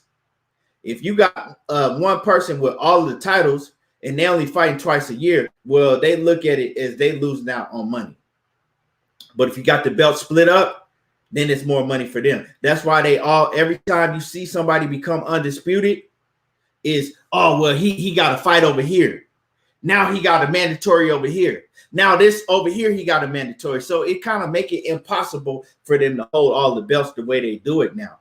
But if Jermell Charlo is holding all them belts, Errol Spence already said, he said, I don't know who it's going to be, but when I go up to 154, he says, I'm going immediately and I'm fighting for a title. He says, because the belts I hold and the position I am, he said, that lets me automatically go up and weight to fight for a title. So, hey, shit finna get real sticky. I'm telling y'all that. Shit finna get real sticky real soon. But yeah, man, it's a lot, man. It's a lot, but I can't wait to see the fight. Let me see what y'all talking about in the comment section. Miss Kibble say, one decision, Errol will win, but Pac is a bit old now. Hope he stays to 12 rounds. I don't know, man. I think that Errol Spence might get Pacquiao up out of there, dog. He got to hold. It's a different type of dog in Errol Spence than Keith Thurman. Errol Spence ain't going to let Pacquiao off the hook, and Errol Spence is not going to gas out. The type of shape, look at the thumbnail I put up. Look at the shape that Errol Spence is in, and we already what? Shit, we still damn near almost 2 months out. Let me see. Hold on. We 2 months out. We 2 months out, and he already in shape like that. 2 months out. Man, and tell him what you got for him later on, money. While we talking about how great shape Errol Spence is already in 2 months out. Let them know what you got going on later on, money. Yeah, we'll have Blu-ray Fitness on the show, man, later on today. So y'all come through, slide through, show some love. You know, I was just listening to him. That's who I was listening to. I thought you were gonna say some information, but Manny said Earl getting stronger. So we gonna chop it up with Blu-ray Fitness tonight. You know what I'm saying? Y'all come through. He will come through around like 9:30 Central Time. I will start the show at 8 o'clock Central. So it's gonna be some time before he get in the building, but he will be sliding through. So y'all know what it is, man. We working. Right. Working. You know what I'm saying? So you're going to get to hear from the horse's mouth himself, the man that trains Errol Spence, how great of shape that he is in and how strong he is getting 2 months out from the fight. And we going to be able to find out, you know, what weight he's walking around at right now because he looks slim, dog. It's been, I'm going to tell y'all like this. I haven't seen Errol Spence walk around this light this early before a fight since in the days before he fought Kell Brook. And that was in 2017. So we ain't seen Errol Spence walk around this light in 4 years, this far out from a fight. That's letting you know how serious that he's taking the game of boxing now and how serious he's taking the Manny Pacquiao fight. Because one thing that Manny Pacquiao did by going out there and looking rejuvenated versus Keith Thurman is it opened everybody's eyes up. And I'm talking about all of his opposition at 147. It opened their eyes up and it made them look at Manny Pacquiao a whole different way. For a little bit, I think a lot of them dudes was looking at Manny Pacquiao as food. They're like, yeah, he went in there and beat Lucas Matisse, but he didn't look impressive. Lucas Matisse was just washed up, right? Yeah, he went in there and he beat Adrian Brunner, but Adrian Brunner didn't pose no threat at all because he didn't throw no punches. So the rest of the big dogs at 147, they looked at that shit like, he ain't got no chance against us. Look how Keith Thurman took him, very lightly. But hey, look how it turned out. Now Errol Spence saw that, and he like, man, I'm not about to underestimate Manny Pacquiao. I'm gonna work my ass off. I'm gonna look at Manny Pacquiao the same way I'm gonna approach the Manny Pacquiao fight the same way I would approach a fight like Terence Crawford. That's why he's training like that. I'm telling y'all, come August, what is it? August the 20th, it's gonna be a man down. And you know, I see a lot of people picking Manny Pacquiao. I don't have a problem with that. I just hope the betting lines start reflecting that. 817 Boxing says his face looks slim as fuck in that ESN. In the Ellie Setback interview. Yeah, man. He's slim, bro. He's slim. What did a few weeks ago? I think, yeah, it was probably what, like 3 weeks ago? 3-4 weeks ago, Blu-ray said that Errol Spence was walking around at like 157 pounds then. He was only like 10 pounds off of weight then. So he probably didn't cut more weight now because y'all got to understand, it's summertime and he working in the gym that ain't got no air conditioning. All he do, if I didn't work in a boxing gym in the summertime in 110-degree weather with no air conditioning. As soon as we get in the gym, you start pouring with sweat for no reason. You just sweating. If you standing around looking, you sweating. So imagine working the bag and you see money. Man, Ellie was like, man, this man works nonstop. They said the man was working the heavy bag for an hour and didn't take a break. Dudes ain't doing that. Trust me, I'm not going to name no names, but me and Money have talked about it. I've seen some of the best fighters in the game, some of your favorite fighters working in the gym, and they taking breaks, a lot of breaks. The only fighters that I see that work like that, like he do, is I'm gonna name the fighters that I've seen work like that I've noticed, because I notice things like that. Is besides him is Floyd Mayweather, and I think everybody know that, but Floyd Mayweather was working in air conditioning. Think about that. He doing that shit in 90, 100-degree weather. And Andre Ward worked like that also. But Andre Ward, he was working in air conditioning. So Errol Spence doing what they was doing with no air conditioning in 100 and some degree weather. That's different. That's different, man. Let me read some of y'all comments. Let me see. Hold on, y'all. Blue Blood Sports TV off in the building. Y'all go check out, if y'all did not see it, go check out Deontay Wilder, right? Deontay Wilder and Malik Scott was on Blue Blood Sports TV, special guest that he brought through. Man, that shit was fire, Blue. That shit was fire, Blue. I appreciate you for bringing us content every single day, bringing us great content. Y'all make sure that if y'all missed Deontay Wilder and Malik Scott on Blue Blood Sports TV yesterday, make sure that y'all go back and check that out. And salute to my brother, Blue. Blue was going down, big bro. Juan Romo's off in the building. He says, if you outside, period, in Texas, you sweat, let alone going hard like EJ. I'm telling y'all, it's different. So if he was 157 pounds, 3 weeks ago, imagine what he weighing now. Think about it.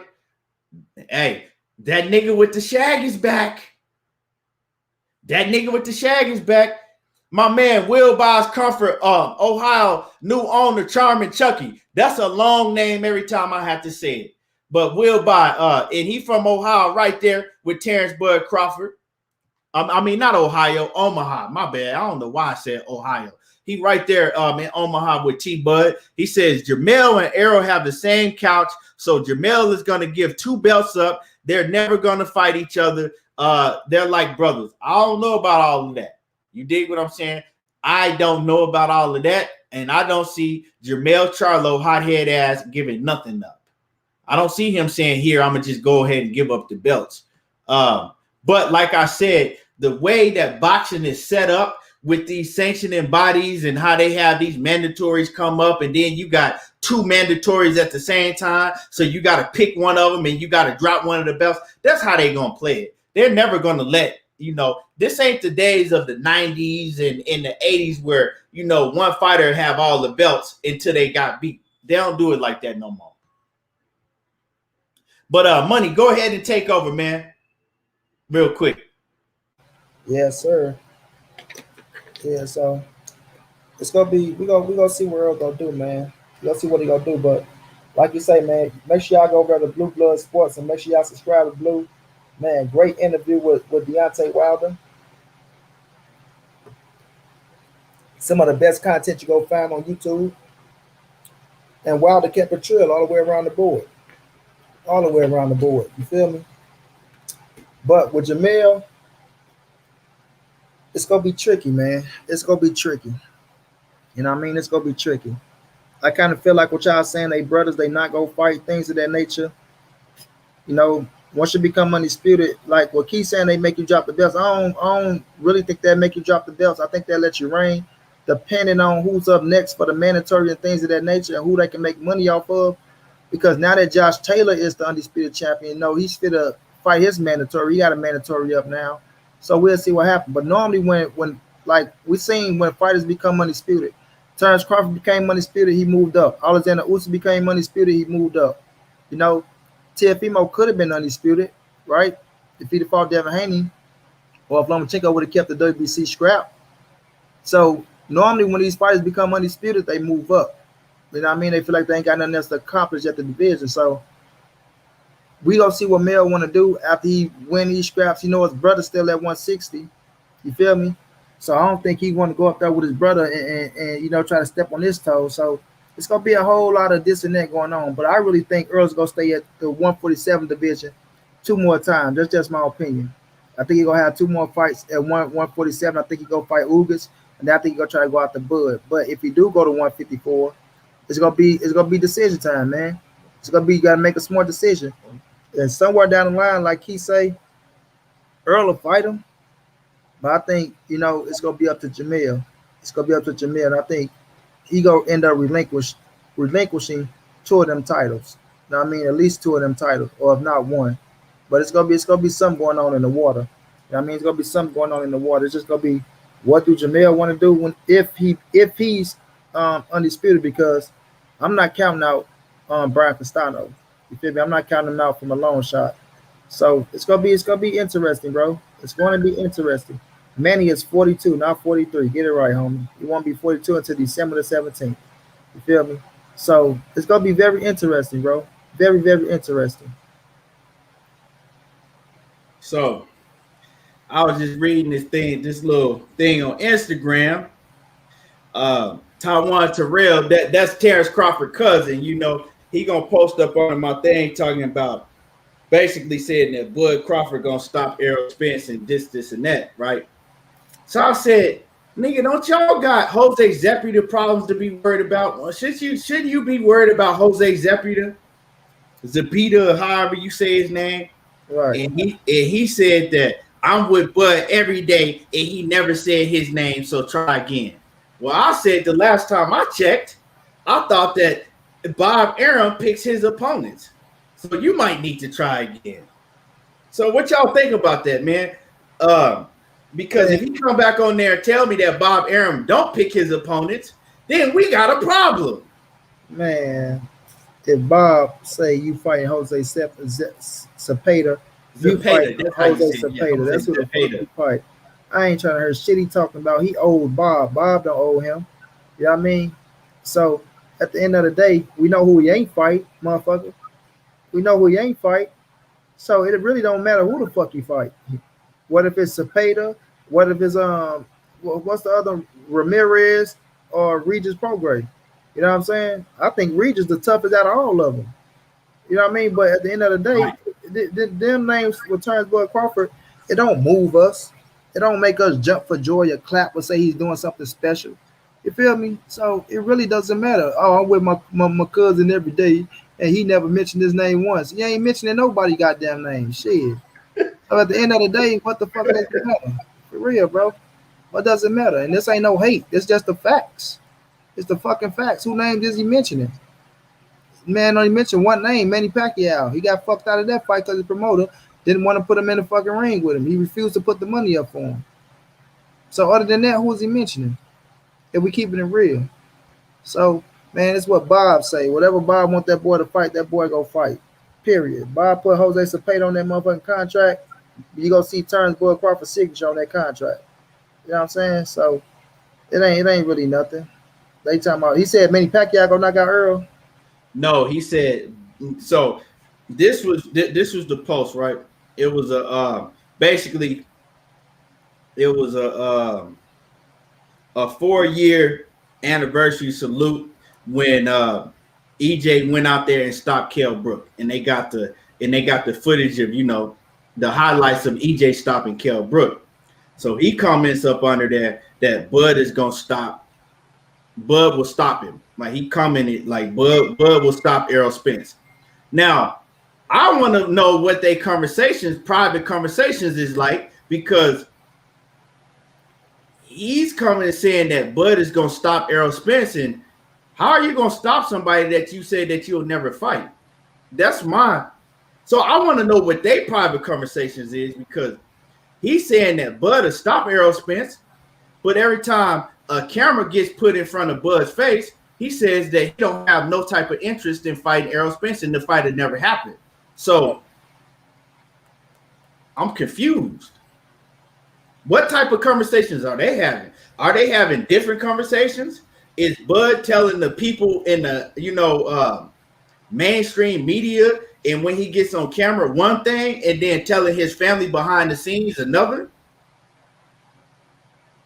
What's going on? Gotta be, bro. They ain't on the same page. They sitting around kissing too much ass and downing too many motherfucking fighters, and the hands that be that can help them out. They all sitting around and just, they want to make him bigger than what he is. I'm just gonna keep it real. They want to make Bud Crawford bigger than what he really is. Is he a Hall of Fame fighter? Yes. 3-division world champion? Yes. Former undisputed? Yes. But at 147, he really ain't did shit. You know what I'm saying? He really ain't did shit when we look at the names and we keep it real. Right? The names out there that we want him to fight, he not fighting. People can say, well, it's because of Bob. He trying his best. Motherfucker sit up here and say Terence Crawford trying his best to get these fights. And we don't see him making no effort for real like that. Man was screaming out one name, Errol Spence, and then you got to screaming Manny Pacquiao. That make the only two names of the division. You have opportunities to fight Danny, Thurman, and fucking Sean. But you got to tell your promoter to put the money up. And like I say, Key, if he wasn't willing to put up the money for Pacquiao and Bud, and that's the biggest fight for Bud's career, the biggest fight to put him on that level, on that plateau, I don't see him putting up the money for none of them other dudes, bro. None of them. So at the end of the day, shit, you know what I mean? He could say my cousin ain't say this name. Your cousin ain't saying no names. You know what I mean? Bob doing all the saying. And y'all ain't saying shit to Bob. Y'all steady commenting back like motherfuckers hating on Bud, and that ain't the truth. Y'all ain't making I ain't see one of them Negroes say nothing about Bob Earn. But right. but Bernie the Gore dog talking about the white man holding him back. So it should be, I don't know, man. It should be mind-boggling. I don't know what Bomac talking about, what none of them talking about. Even if they're on the same page or what the fuck going on. But Bud business team, and they saying, okay, he's getting $4 million or $3 million to fight this, that, and the third. We know he ain't pulling in all no goddamn $4 million because Uncle Sam and the people you got to pay and all that shit. So I know it's not $4 million. But at this stage in Terence Crawford's career at 33 years of age, man, that man supposed to be past $4 million a fucking fight. Let's keep it real. With the talent that he got and the names that he could be fighting, man, if you ain't getting 10 or better, bro, come on now, man. What is you doing, bro? I mean, all the accolades you say you got and all of that, you got, I mean, that's what you would think, right? But I'm just confused because every time I'm talking about if it's on Instagram, if it's on Facebook, right? They always, every day, they talking about Errol Spence.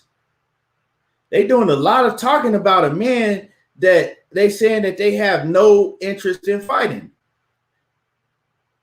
That's a lot of talking about a man that your uncle and your cousin said that you have no interest in fighting and the fight ain't never going to happen. I don't understand. I don't understand. And he came out with his dream list. Errol, no Errol or no Spence was on that list. Right? The last time I checked, it was all Hispanic fighters on that list. Am I telling the truth or am I telling the truth? Come on now. Quit playing with me. You had, let me run back his list again. You had Jose Ramirez. You had Virgil Ortiz, and you had Mikey Garcia on that list.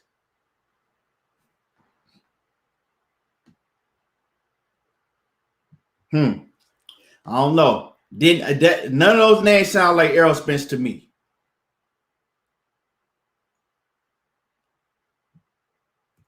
None of those names sound like Errol Spence to me.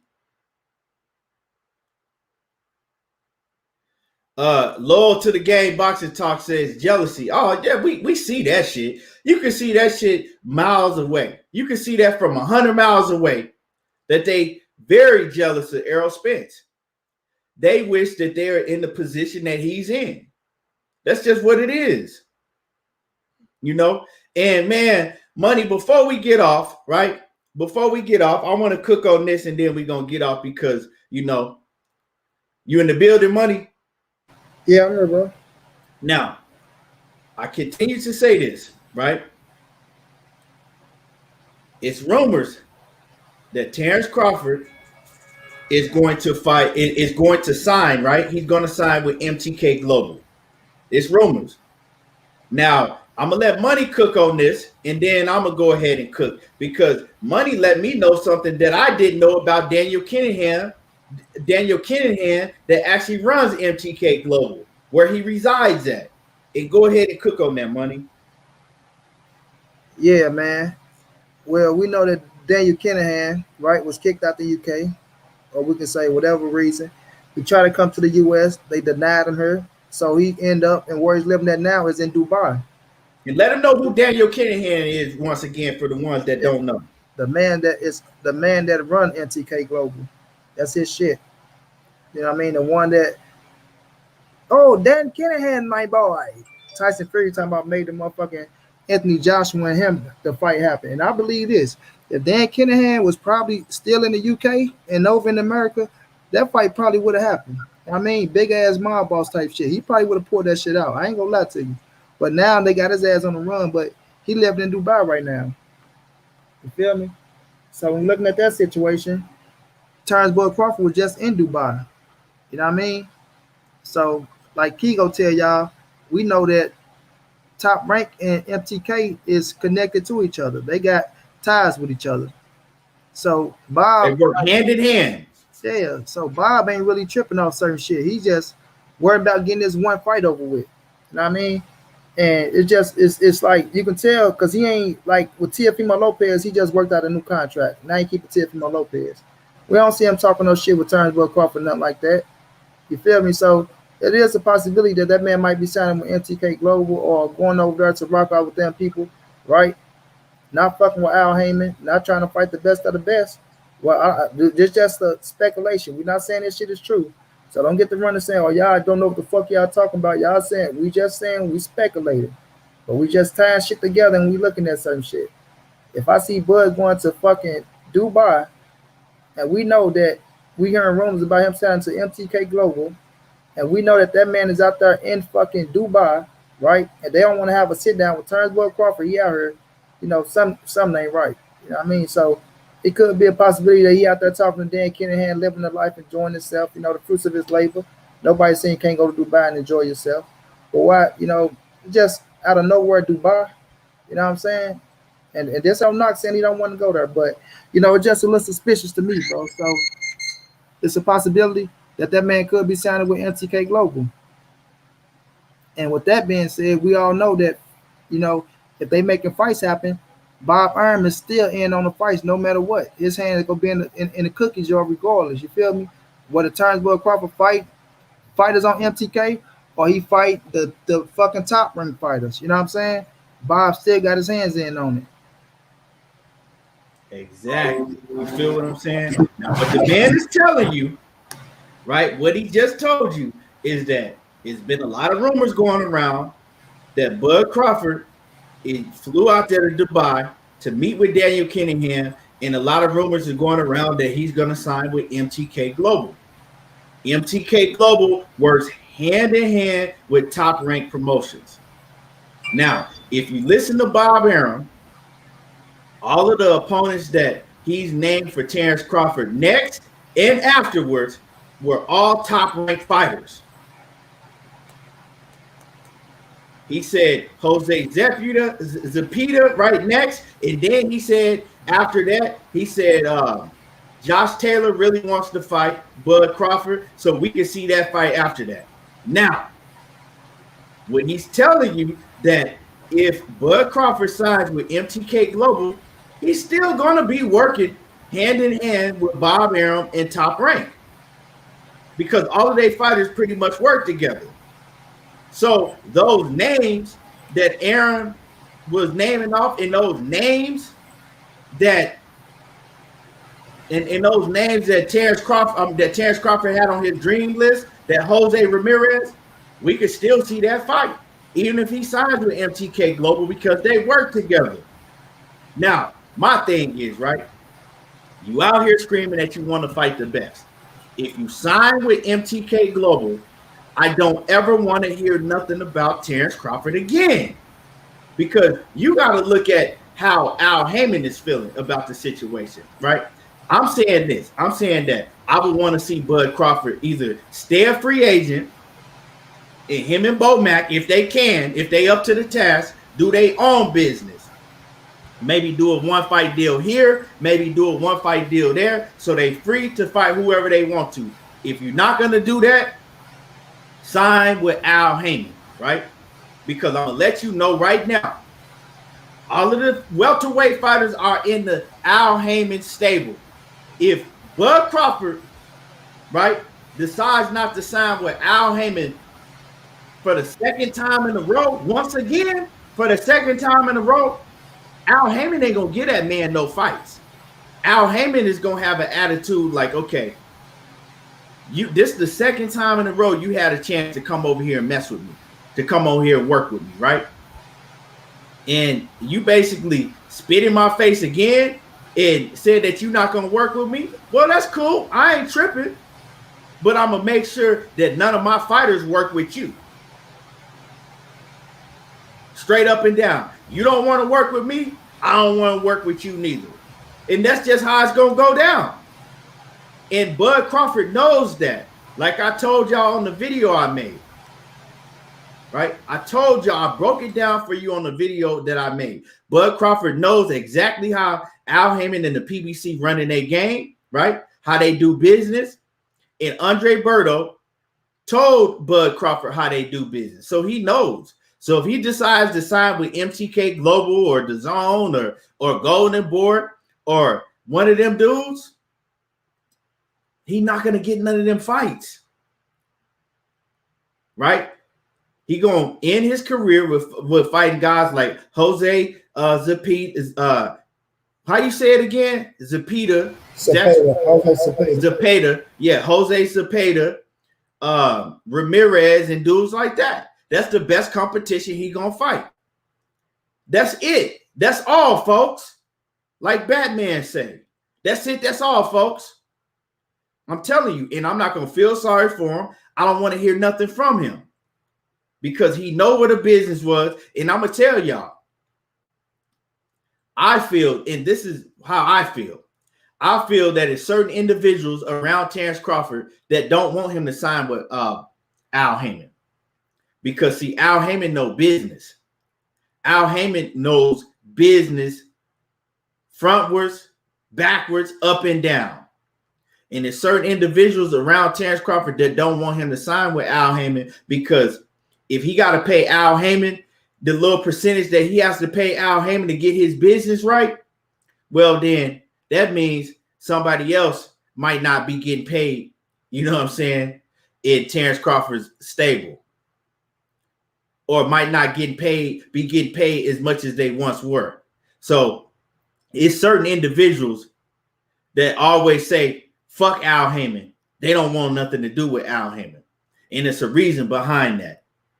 So, like I said, if he take his ass and he don't become a free agent to where he can fight wherever he want to, when he want to, or sign with Al Haymon, I don't need to hear nobody else debating me or talking to me about Terence Crawford, because I'm letting y'all know right now, he's not going to fight none of the big names, and he don't have no intentions of fighting none of the big names. That's just what it is. And that's just how I feel about it. What you got on that, Money? Yeah, I feel the same way, bro. It's just an opportunity, and we all know how Al get down, and you know, like I know, that you will get the fights over there. The fights are for you, that's over there, bro. Those are your legacy fights. Those are your big money fights on your way out the door. You feel me? You're on your way out the door, bro. We all know this.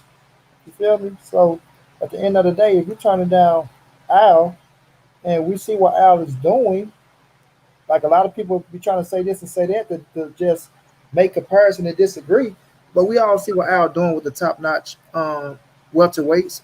You feel me? They making their money. That's why they tell you it ain't Al money. You motherfuckers be thinking they know if them dudes be getting on their contract. I don't know. They tell you they don't tell you the real number. But at the end of the day, bro, you have an opportunity to go over there and set your legacy up. The fights that you said that you need out your own mouth, you had an opportunity to go get those fights. You had that opportunity. You know what I mean? So, like he said, it's key pieces over there that don't want that man to go over to Al Haymon. Like Haymon Rock said, I didn't ask who pulled the trigger because it wasn't good for business. They don't want that man to go over there because it ain't good for their business. You feel me? And they lining up their pockets. So at the end of the day, dog, Terence Crawford, you better start thinking for self and understanding, boy. You got some opportunity that's put on the table for you, and you need to take those opportunities and quit bullshit. You feel me? Quit bullshit and wake up. Let that ego shit go. Right? Understand the position that you're in. Yes, you're above everybody over on PBC except Errol Spence. But if you go to Al Haymon, bro, you're going to get what you deserve. And I think once he go to Al Haymon, he go see that I should have been had my ass over here. You understand me? He go see like, God damn, I should $4 million, $3 million a fight. Man, you would at least been at 10. Man, listen, dog. Take your ass to Al Haymon, bro. Take your ass to Al Haymon. Period. It's crazy, man. It's crazy. And like I said, man, it seems like that he don't want to do business with other with other influential black figures. That's what it seemed like to me. He don't want to do business with them for some reason. But I'm gonna tell y'all in the chat, ESPN don't know shit about boxing. Them dudes that they got on ESPN don't know shit about what's going on in boxing, right? Except for Max Keller, he know boxing. He's a boxing historian, but them dudes is out the loop. Like my man said, you get your boxing news over here on YouTube. Us content creators, we know the inside of what's going on. All of us got inside plugs and know what's going on in boxing. They don't know shit. They should have you should have seen that they don't know shit when they ran with them stories that Eddie Hearn was feeding. For real. When ESPN get their news from us and these promoters. Y'all should have known that by when they ran with that story and announced that Tyson Fury and Anthony Joshua fight just because Eddie Hearn had told them that fucking lie. If ESPN knew shit about boxing, they would have never announced that story. For real. When do you hear ESPN covering boxing every day? You don't. That's why you on YouTube all the time. So don't come over here telling me shit about ESPN unless you're talking about the NBA or NFL. Because when it comes to boxing, ESPN ain't it.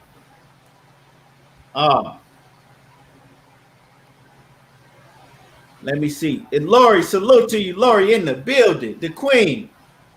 Yeah, you sure did miss the whole show.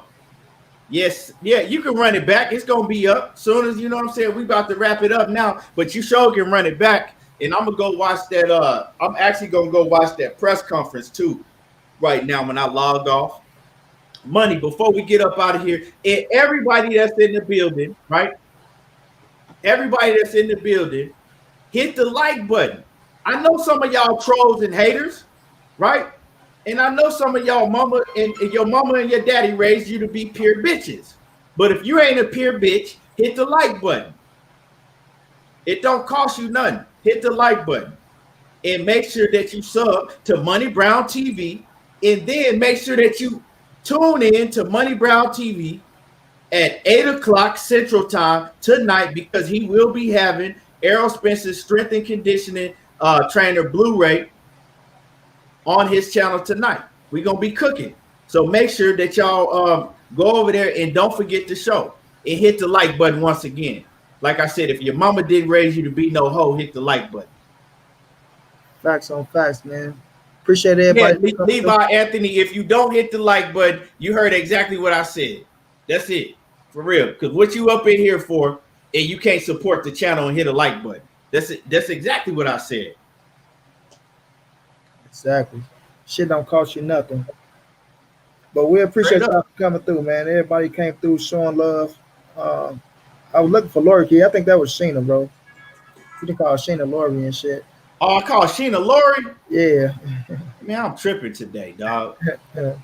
Hey, my bad, Sheena. My bad, Queen Sheena. I didn't even realize that. Hey, I wouldn't have never realized it if you hadn't said nothing, Money. Yeah. Shit, I get caught up calling Lori Sheena. I'd be tripping too. Yeah, you do be doing that. It's crazy. We got it mixed up. We do the opposite. You be calling Lori Sheena. I be calling Sheena Lori. Man, that's crazy. Yeah, but we appreciate everybody for coming through, man. Showing love as usual, bro. Like you say, do not leave out without hitting the like button, man. Show love. Appreciate y'all, man. But we need y'all to go subscribe to World Combat Sport and go subscribe to my bro Knockout Boxing 86 TV. Y'all show some love to them dudes. Them dudes be working their ass off, man. You feel me? Working their ass off. Then, like he said, go on over there, subscribe to Money Brown TV. We got Blu-ray Fitness tonight. We're gonna be talking about Earl. I was listening to him earlier today, right? He said getting stronger. We're gonna touch on all that. And then y'all go follow me on Instagram at Money_the_writer. If y'all need somewhere to watch the fights, y'all come on over, man. We stream every fight, no matter how big, no matter how small. We over there working. You feel me? Much love to y'all. We appreciate y'all, man. Continue to support my bro Key. Don't be a sucker. We know it's a lot of trolls that was in the background. There's some hoes, but it is what it is. Y'all know how your boy Money get down, man. Big dog status, family. Straight up and down. And y'all already know how I do. I appreciate everybody that came through the building, even the haters. You know what I'm saying? I appreciate everybody. Like I said, hit that like button. We will be back tomorrow. We're gonna be cooking on that Tank Davis and Barrios fight. And we're gonna be cooking about on the live board. So make sure that y'all come through tomorrow, and make sure that y'all don't forget the Money Brown TV show tonight. I appreciate everybody, and y'all already know how I do. There you go, talking that boxing again, and I'm gone.